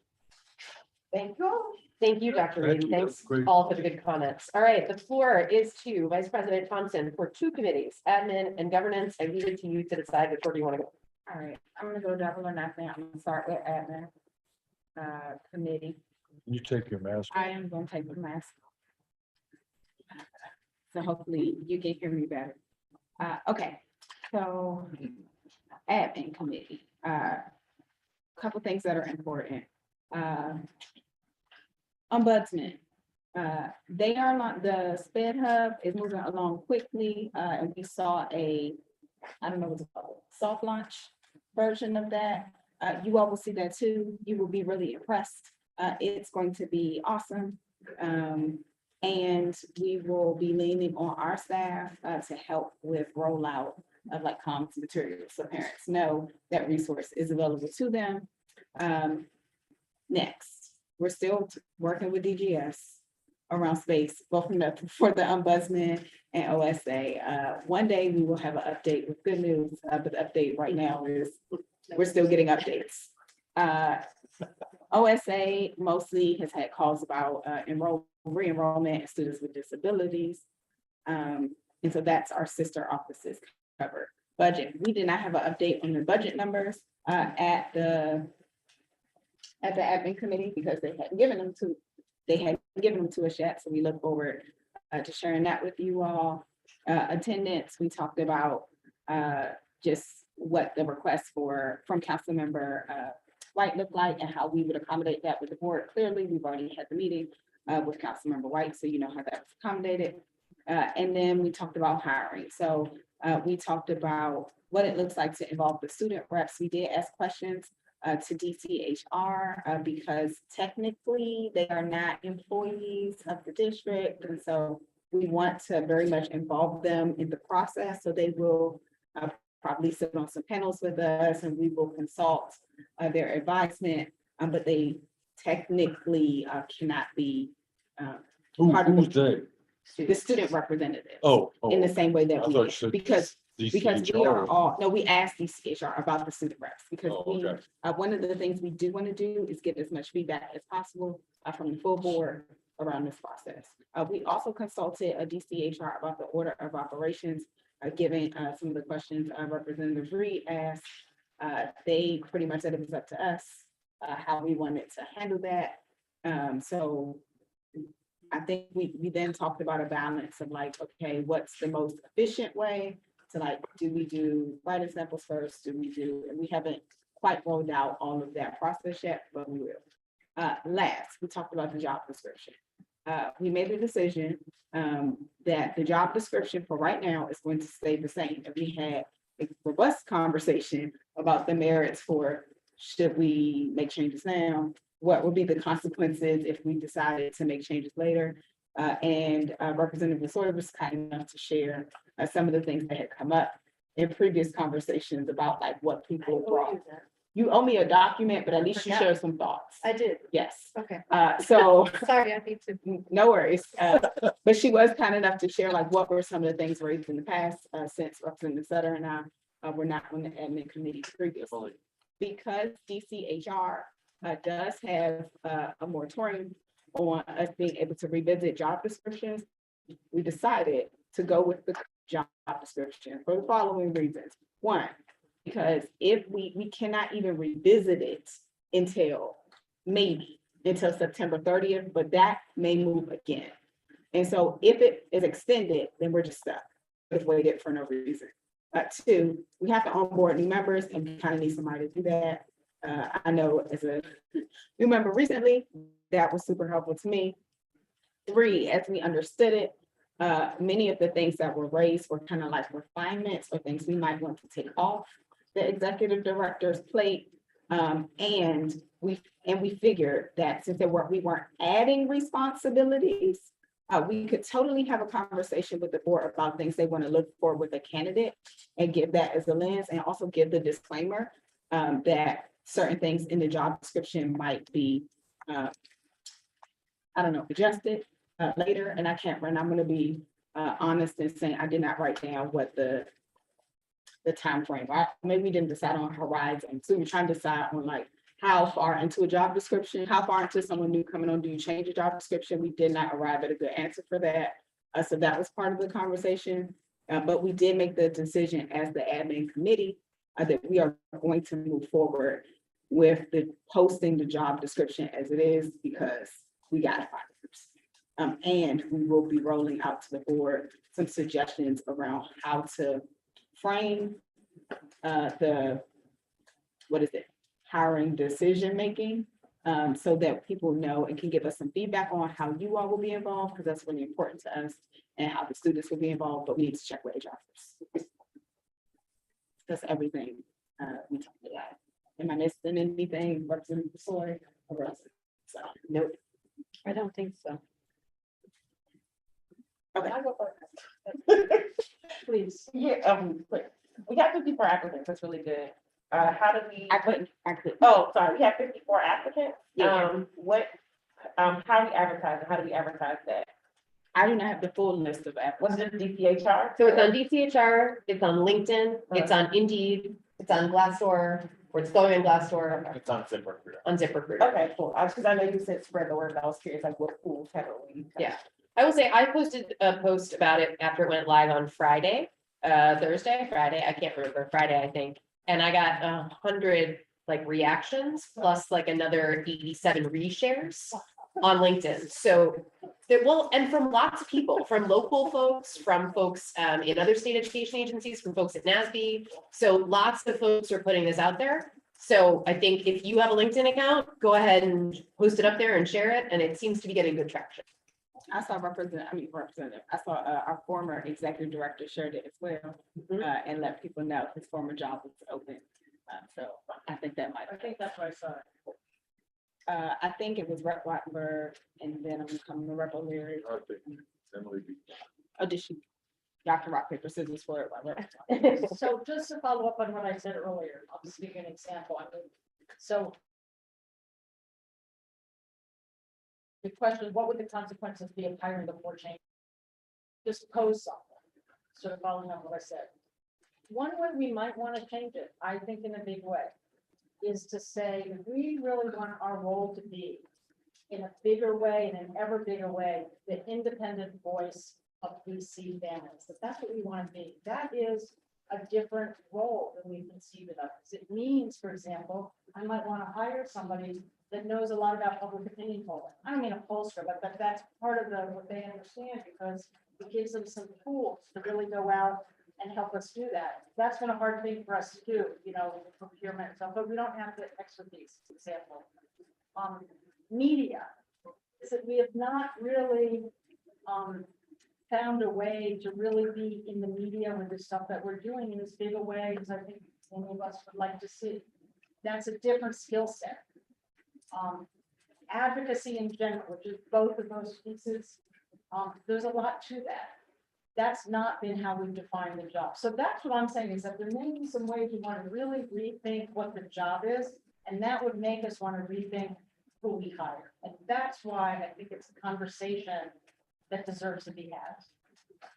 And if I can, I'll pull back. I'll leave it at that now. I do have one thought on a process that might allow two things to happen at once. So let me just throw that out there. Can I come back with another 2-minute thing later? Would you rather I say it right now? Sure, or you can, yeah, granted, we're all over time, but I we can talk about, if you want to put it out there and it's quick, I would say take 30 seconds to put it out there. I'd rather do it later. Probably do it now. When would later be? You all wasted Okay, time fine, doing fine. this. So one way to think about it is, if people thought this was important and relevant, one thing we could do, and I don't know what the situation is with Alex, I don't know enough of that process, but one way you could do it is to hire somebody temporary on the staff to take up, to backfill Alex, and let Alex serve as interim for a longer period of time, have this conversation, really try to figure it out, maybe even take it to the next board, you know, and then have the kind of job description for the executive director that you really want, and then go forward and do it. So that's all I have. So can I just indicate the board, the job is posted. Like, we have opened a hiring process with DCHR. So in some ways, the bell is rung. And part of the reason the bell was rung is that the discussion was had at the admin committee, which is where responsibility for job descriptions lies within our bylaws. And the hiring process will absolutely involve all of the members of the board. But decisions about the process are not going to be made by a 9-member board for every single decision, I think is probably the best way to put it. And so I've only been part of one senior level hiring process during my time on the board. And that was the process to hire our ombudsman. And as I recall, our involvement with that process began when finalists were identified and brought to the board for a panel. I was not involved in the job description of the ombudsman. I was not involved in the selection of questions to be asked of the ombudspersons. I was involved in a panel to select that person. So we're trying as best as we can to echo prior processes for hiring senior leadership of our agency and its offices. And I appreciate the thoughts that you're raising, but I think we're a little far down the road, and it's very important that this agency have an executive director who is in a permanent role, who can take on all of the responsibilities that it involves, which includes things like payroll and performance evaluations and procurement and FOIA and all the things that our agency is responsible for. in addition to some of these specific call outs that you made, which might be valuable talents for a board that goes in a particular direction in the future. I disagree with that. Okay. All right, I think something happened with our Emily, paper yeah. scissors. And, Well, this, I think this is true, and correct me if I'm wrong, President Sutter, but I think what we said was that it's gone out, folks have already responded, but that we will make clear at some 100% point in the process that this is going to change to some extent, the description that's being updated. Yeah, Ideally in consultation with the person. yeah, okay. So I don't know if that's helpful, but that is. Well, it means that we written into- can't really change, we can't really shift them. And then if I had a role in it, I would have raised it earlier, but I didn't, and so. How, can I just ask, so my real question was, with so many applicants, are we still, when's it close? July 15th. Oh, that's right, you said that. So is this staff's job to like narrow it, or is admin narrowing it, or? How do we do that? So in the current process, the staff is going to do the first screening. You okay with me, Sharon? Alex has decided to apply for the permanent position. And so Alex will not be part of the screening process, and Caitlin has very kindly agreed to play that role on behalf of the staff. She is a wonderful, wonderful staff member, and we are honored and delighted to have her. So she'll do the first review for the technical qualifications for the role. So we have 54 applicants. I don't know if all 54 of those folks have the required qualifications, education, experience, the kinds of things we listed. Once that technical review is done, we'll select a number of applicants, and I want to make sure I don't have the process outlined in front of me. So please take this loosely, that the next step is to read through the applicants who meet the technical qualifications and select a number of them to move on to phone screens. Those phone screens will be conducted by the staff. and I should say, take my mask back off. One of course, in any hiring process, some stuff is gonna be sensitive. One of the things we were trying to navigate is Alex gonna apply or not? Because we had to make some decisions based on that. And as you know, there's a lot to weigh sometimes when you make those decisions. So we do commit to getting now that, and we didn't even know we were gonna be able to share that this evening, but it's good news, happy news. We do want to send out kind of like the outline so everybody knows, everybody is on the same page and working from the same information. And we commit to getting that to the process. Yeah. So we'll do it after we've got the final count on July 15th. So before the public meeting, we will share that out with the. because I didn't have a date. And I will say, I do think that prior to John Paul leaving, I think the last working session, or maybe it was 2 working sessions ago, he did share out the draft process, like which we are going to follow. And so I think it is still Very similar. very similar. The agency's intention is to have somebody hopefully start by the beginning of the new fiscal year. And so we are still on track for that. It's similar. We just also wanted to know the questions we were asked, asking good questions to provide information from DCHR and be super clear about the points of inclusion. Because that's important. What Ruth was saying about qualifications outside of the old qualifications. Can't we just sort of put that into the questions that we as a board will ask when we're interviewing? I think that, I mean, that's a lot like the media thing you mentioned, all right? I think, you know, that those might be questions you'd ask, and that would sort of fold it into that. And my other question was, you already answered. All right, any other questions? That's still not doing another committee. Just it doesn't have that information, but I'm just wondering how do you protect Alex, the candidate? How do we protect Alex as a candidate? What do you mean? In the sense of like that separation of these currently involved. Alex is not part of the review process at all. That's why Caitlin is stepping in. So we needed to know before we defined the review process. And we needed to assign staff based on Alex's decision. Gotcha. So for instance, Caitlin sent me the number of applicants who have applied today because she is the one responsible for checking. And actually probably shouldn't say protect Alex, but more or less protect the process, because I can see correct. Now it's public. They're gonna do that anyway. I know, but I'm just wanting to throw that out. But that is, those are the considerations we had to make before. Because I would assume that people would also ask us who's doing the review and those types of things. So perfect question. I will also add that another thing that we've discussed is now that the job is fully posted, I have completely removed myself from the process. And I think Caitlin will be joining like the first, 15 minutes of every weekly leadership meeting, absent of me being there, so that Ebony Rose, Jessica, and Caitlin can talk about the ED stuff. And then I will join, after that discussion. But Caitlin is on the back end of all of the receiving of the applications. If you see the application on DCHR, you'll see that they're feeded to Caitlin. DCHR knows that Caitlin is the one that's going to be in receipt of those. And I will insert myself if and when, I need to. Sorry, can I ask one more? Yes, but it will be the final one, because. You hear that? Al? Yep. I'll say it again. Go ahead.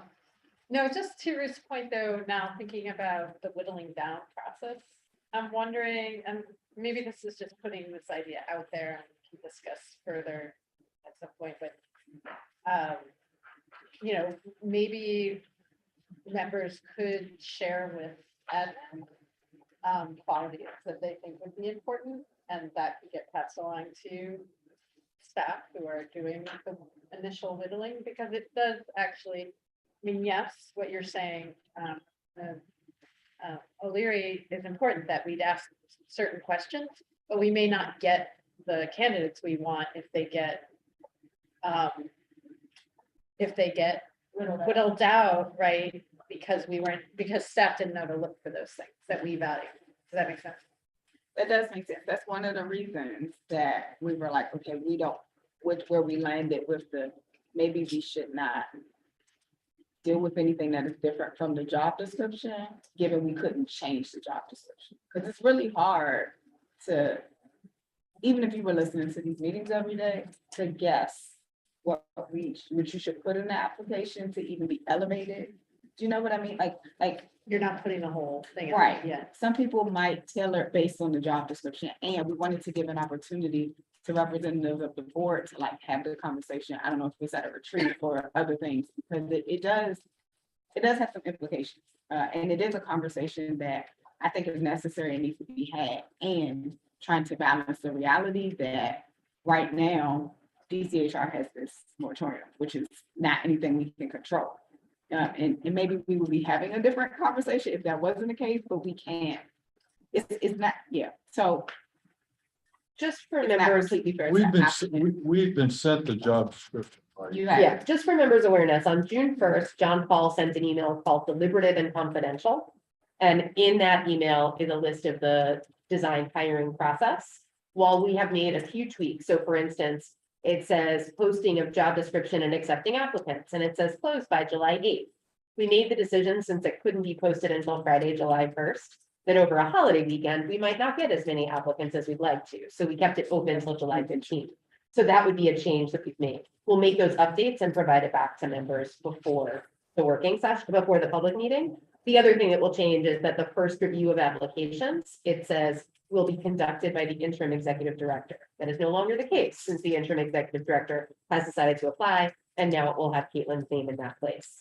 And it specifically says we'll be focused on eliminating candidates that are not qualified for the position based on experience described in the resumes and cover letters submitted.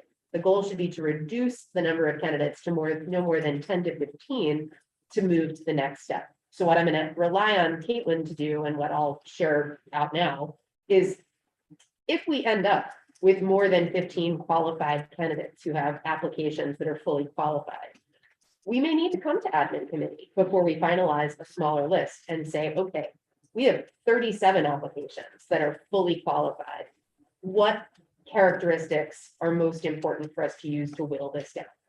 And then we'll go from there with the admin committee. But we will keep folks apprised of what anything that is changing from this policy process. So our ability as board members to influence what the interview questions are, what the issues are for scaling this down, comes after we're down to The qualified candidates, down to how many? 15. the The qualified. qualified candidates. I'm not saying, 15 qualified. I'm not, candidates, no, I'm not saying a number because I don't know how many will be qualified. Up to. That's why I'm leaving the number out. That's fine. Yeah. But so whatever the number of qualified candidates is, once We that. will have a conversation about what questions will be asked in like panels and all of that. We're not there yet. We're not there yet. Okay. Board governance. All right, so this month, the board governance committee, our guest was actually Amber Hewitt from the Office of Racial Equity. Darren has done an excellent job of partnering with and working with the Office of Racial Equity as we embark on throughout our engagement process. I'm thinking about both like, what does our outreach look like? What do our metrics look like? What does a representative sample look like? All of those things. So she came and she talked us through some of the highlights from their upcoming research guide and then fielded some questions about the committee's engagement. We also reviewed our work plan. We're one of those committees that will be working with the other committees around engagement for the fall. So our staff will coordinate that. And the engagement survey is out. Here's what I really want to talk about, y'all. So we got to update that at our June 30th committee meeting. So at that point, we had about 150 people who have responded. Of course, we need a lot more responses. In front of you, Darren, Caitlin, and Malaya have worked very hard to compile and print out surveys, QR codes, flyers. We are asking board members to be your best selves. Go out to your communities, post things at libraries, recreation centers, as you go to different events. Encourage people to take this survey and of course share. We know if you're sharing on social media and not in a big brother kind of way, a creepy kind of way, but we're kind of encourage you kind of way to share different things. We are also shifting to a lot more just like targeted outreach. So like I saw an email come from AJE the other day. We know we want we want people who are part of the disability community to respond to our survey. Please share this survey. The survey also, you will notice in the materials, it has a closing date of July 30th. Why are we closing it in July? Because it is our job to get some draft recommendations out pretty soon.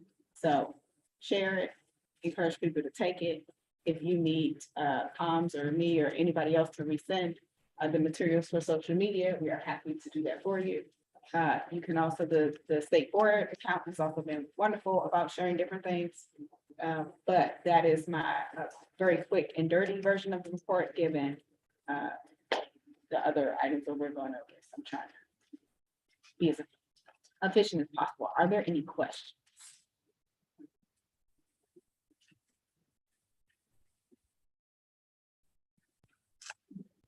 All right, I'm great with that. All right, thank you. One thing, Vice President.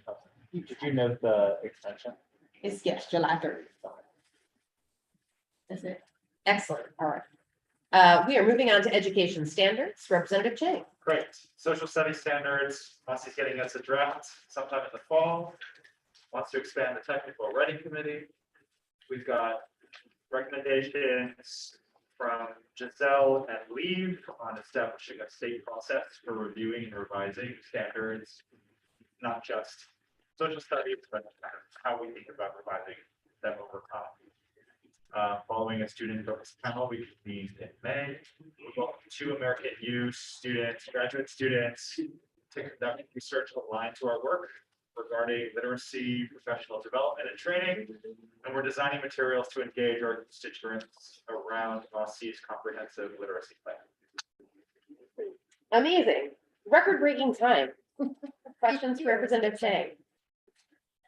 teacher practice and school sport, I've Dr. got, O'Leary. I've got a question. Yes. Is the literacy hearing that the council's having next week, are you involved with that? Well, our testimony, formal testimony will be delivered by President Sutter, and then I'm doing my own. Okay.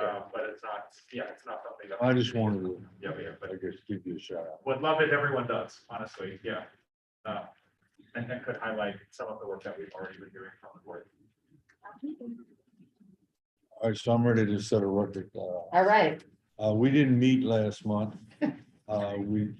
Caitlin talked to some officials from Tennessee on their Grow Your Own program in Tennessee.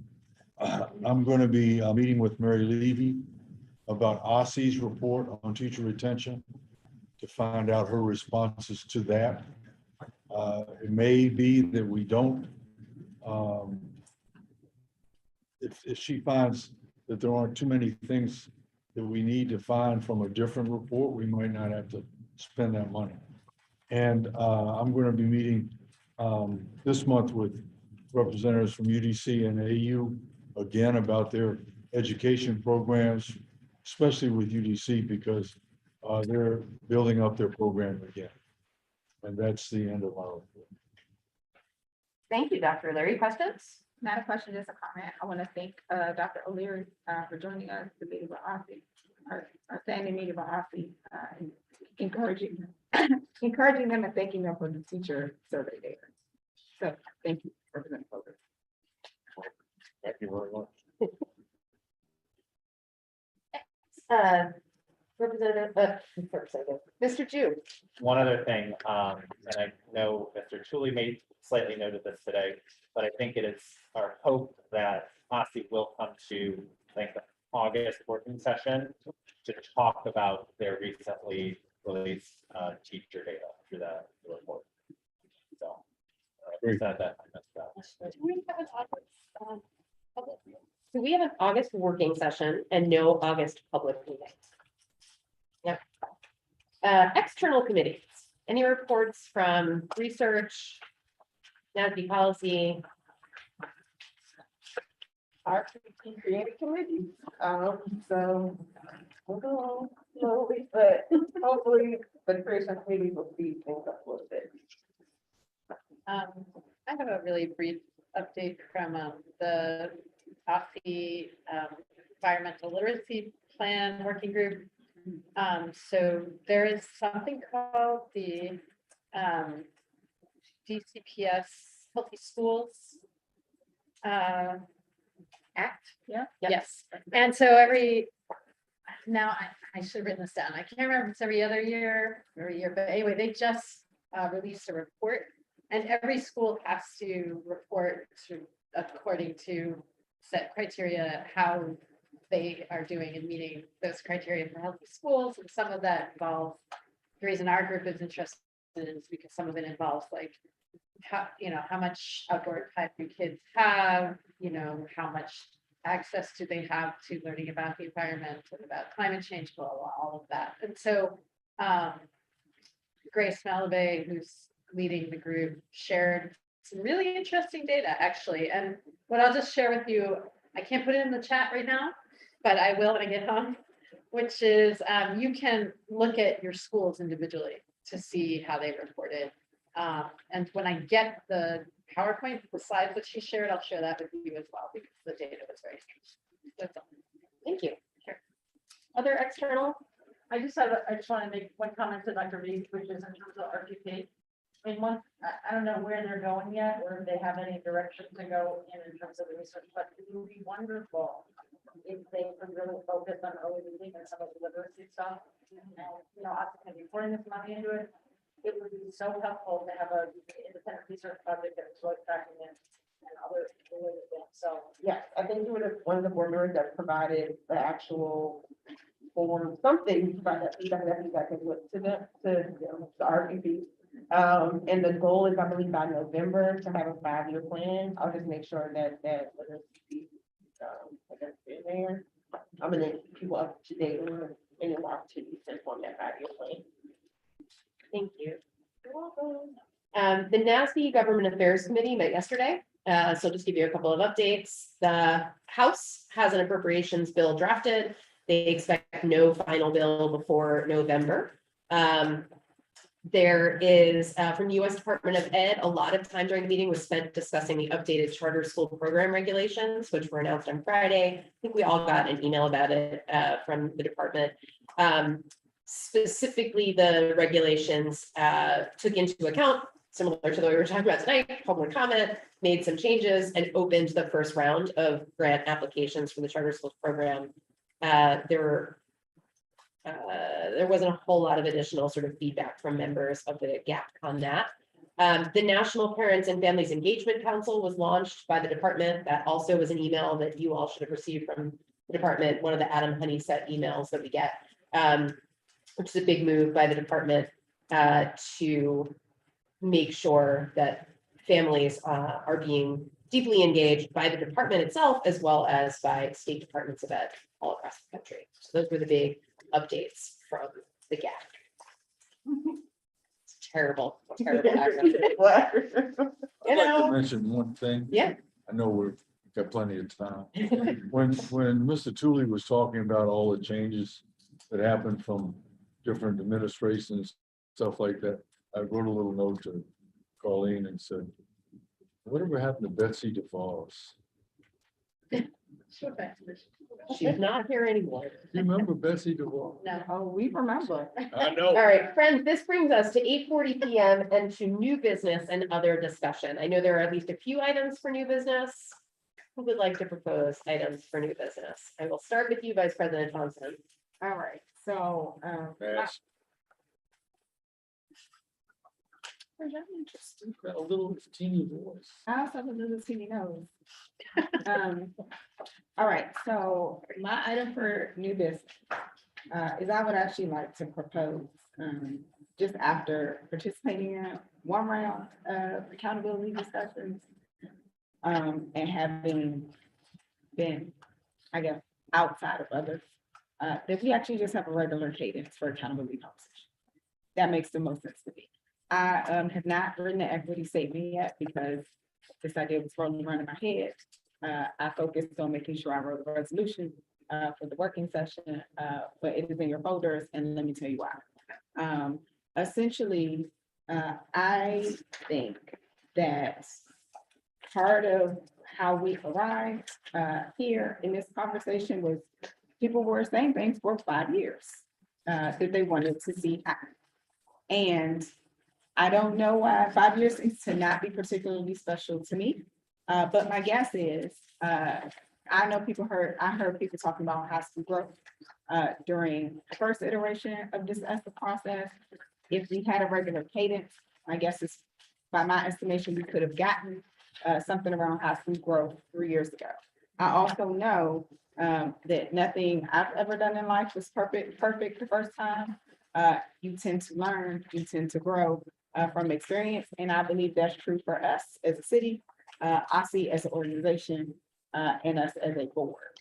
And so I would actually like to propose that we pass a resolution, and it's kind of like a gentlemanly handshake agreement with OSSE saying that we expect that we have these conversations every 2 years. As you know, right now, the conversations don't happen unless OSSE kind of like initiates them with us. There are, I think, things in our resolution that we might not have tools for right now, but we probably will have tools for in 2 years. And I think that that helps us move towards the system we want to see. And so I will stop talking, but that is the idea.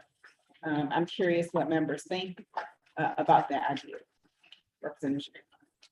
I like that idea because I don't like the idea of like straight back to, like if we say no, to go back to what we had. And this gives it a room for us to think about incremental adjustments over time. First thought is, yes, it makes sense to review.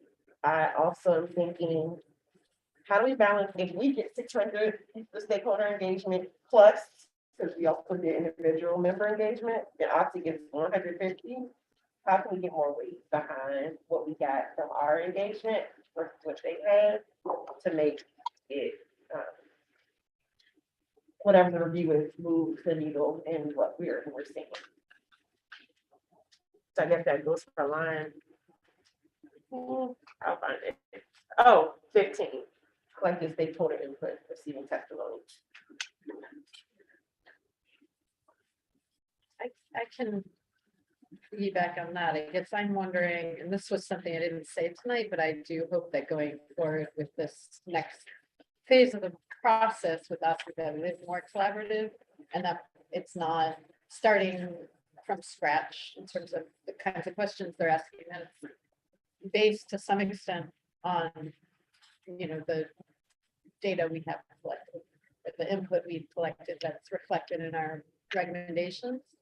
And I think it goes to this, you know, the way you're posing it, and I'm not criticizing you, but the way you're posing it is like ours versus theirs. And what I'm hoping is that we're thinking about it more as we are doing this together. And so we're adding, they're adding their 152 hour, whatever it is. Yeah, I'm also thinking we worked our butts off Yeah. for a small agency, Right. I guess, what is it, a board, a small board, and they have 200 plus staff.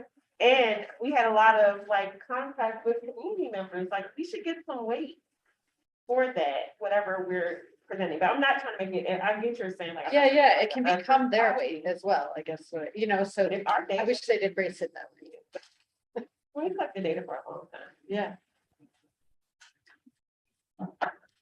Yeah, Sorry. so have you, talked with Aussie about whether they would be supportive of this? I have not talked with Aussie about being supportive of this because I talked with you all first. So, Because I think that's the appropriate order Okay, of well, operations. no, I don't disagree. A couple of things. I think the idea of having sort of a regular engagement is great, and to get Aussie to sign off on that is great.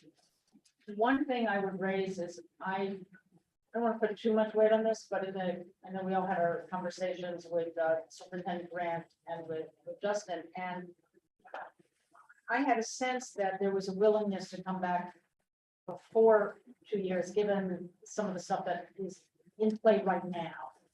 And that maybe that could be maybe in a year. Again, I don't want to overstate it, but I had some sense that there'd be some openness to that. So what I would like to see is that for this first one, to exactly what Representative Chang was saying, is that for this first one, where we have this this agenda that didn't fit in their timeline, that we asked to do that sooner than 2 years, like in 1 year. And then we go to every 2 years. So that would be my recommendation on that. So I'm gonna push back on that a little bit, and I have thoughts about this, but I'm gonna wait till Representative Aldridge. President Sutter also written about this. Oh, I'm sorry, thank you, because I couldn't see.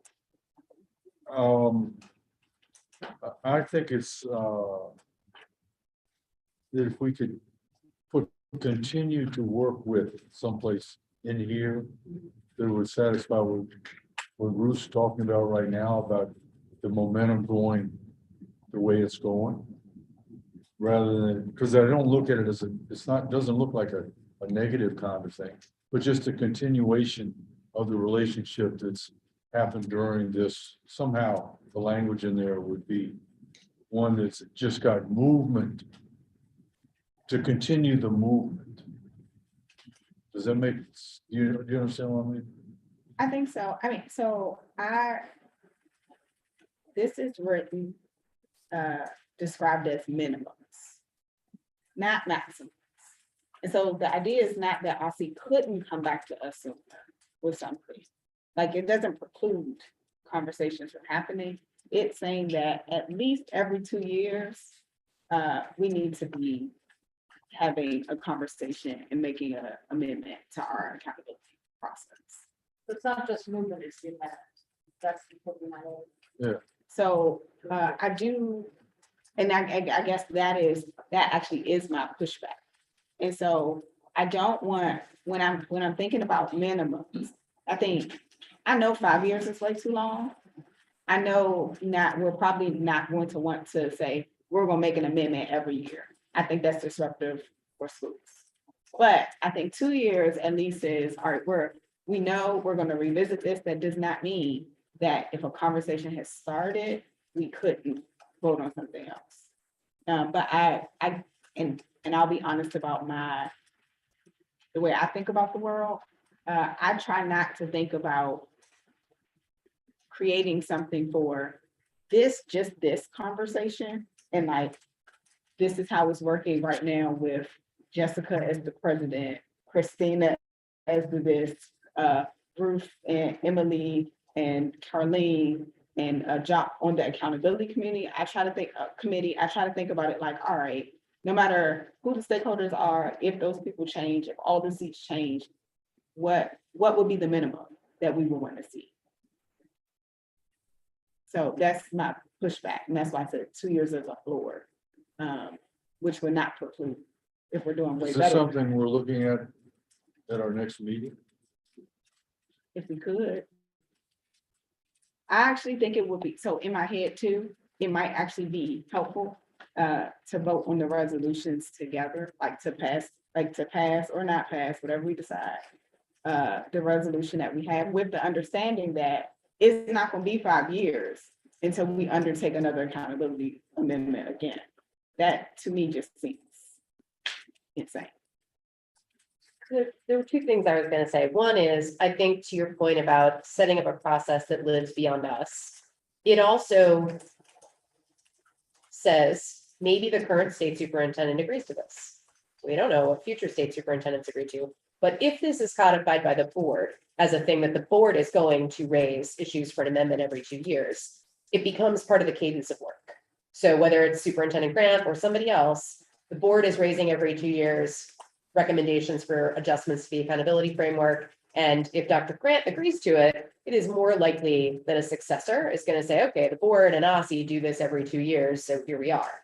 So I think that's one thing I see value in here. The second thing is I want to be mindful of the fact that I think there are things that OSSI may want to keep talking about with us right after this amendment in terms of gathering data. Like, so what is the state doing to develop a school climate pilot? On the other hand, one other thing that I think leads to 2 years being a reasonable time frame is that all of our growth data requires at least 2 years of data. So we're going to have 2 years of data in order to do any growth calculations. We're going to have 2 years of growth data to see any growth in school climate. We'd have to have 1 year survey plus another year's survey to see what changed. So I think 2 years also has some underpinning, in addition to not being disruptive to schools, to saying we'll have some comparison data to use to inform recommendations for change. So I think it's great. I would be willing to put this on the agenda for the public meeting. I do think that some of the comments folks made would be helpful for you to incorporate, Vice President Thompson, like maybe the last line there, 33 could be at least every 2 years. Yeah. So that was clear that it need not be. Trying to help with the continuing conversation. And also, I apologize for the cough. I had COVID 2 weeks ago, tested negative on Sunday and Monday, but the asthma continues. This is a separate resolution from the OSS. It is, But presented on the same day as the. yeah. I like It is a separate resolution, but it is partially in response to. Right. Yeah, you know, our experience.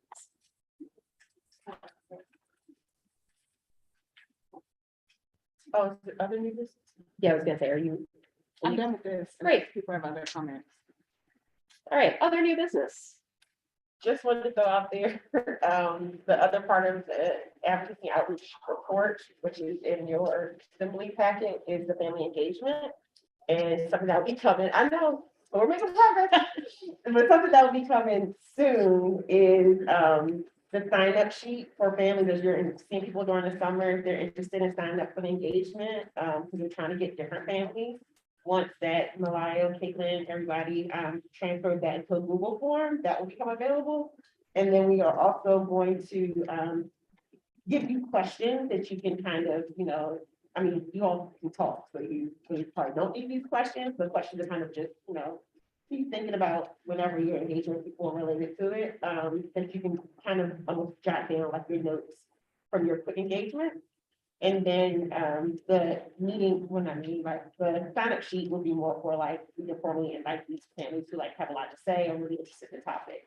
Does that make sense? But what we come into you is like 2 short Google Docs, one for a sign-up, one for kind of like, here's some questions and you can document what people are saying. So I just wanted to put that on the radar because I'm not sure when we'll be back together in the summer, but yeah, I'll try. When should we look out for that? The one Google form went today, so whenever staff, the questions we generated during our advocacy outreach committee meeting, so I just gotta put those like format. Okay. So. Sure, like end of July? July 15th. Okay, all right. Oh, and I also sent you all the updated resolution. Okay. All right, that's very productive. Representative Wattenberg. Just one further comment on the previous resolution. I mean, another thing that could be said about the engagement is, I think this is true and others can weigh in on this, is in most states, the board does the engagement, not, sort of one of the roles of the board is to do the engagement. It's not the state agency that does the engagement. So one of the things we could suggest is that as we go forward, that we do it together, that the board takes the lead as is common, we do it together, so there's not just one hand, that parallel play things. Do you see that as being complementary with our, given our current structure? Like in reality, OSSI is kind of required to do their own engagement. Like this, to me, that's a governance question, not a. They're required to collect input. Part of it, there's a period of it. Correct, that is like theirs that they own. You can also see in some states that makes sense when the board is appointed by the governor and the board selects the superintendent, which is not our government situation. Where like the two are then actually connected. Or then maybe we do them jointly, because it is really a little ludicrous to have 2 totally separate parallel plays. Sure. Okay, so seeing no other new business, before we adjourn, I want to remind folks, we do have the public meeting virtually on July 20th. We have a August working session. It is going to be August 5th, 6th. What I would like to entertain is an email out to members to see if you would prefer to hold that August working session in person or virtually, as I know many folks travel during the summer. So I want to throw that out there as an option. I think it's reasonable, but we do have that working session. The other thing I want to invite members to do is to provide Representative Thompson and I any additional things you may want to have on the working session for that August. We noted that OSSI's planning to come talk about their teacher workforce data report. Sorry, it's August 3rd. And we'll have that on the agenda. But if there are other items that you would like us to take up at the August working session, knowing that there's no August public meeting, so there's nothing to vote on until September, and we'll have another working session in between. But it might be a nice time for us to tackle other topics that we have not yet gotten to agendas. The only thing I would want to add, and I'm gonna get my life together and get this done, is I think it's, we don't have anything on like HVACs. Yes. And that's the issue. And so in my head, I was gonna write something, get that for this one, but we had enough stuff to talk about today, so we can talk about that. I'll have something written up for August. That's very important, since it's only 3 weeks before schools open. HVAC systems are atrocious. Yeah, that makes sense. All right, seeing no further new business, I make one last request before members leave. Mr. Jew has requested that we take a brief group photo, so we will do it very quickly and then get everyone out of here. I will entertain a motion to adjourn. Where are we taking the photo? Here. Yeah. Is there a second? Okay, sorry. Well, I was being pulled in multiple directions. The motion having been properly moved and seconded, this meeting of the state board is adjourned at 8:58 p.m. 8:58 p.m. 2 minutes before. Right. Is this? 2 minutes. I don't know.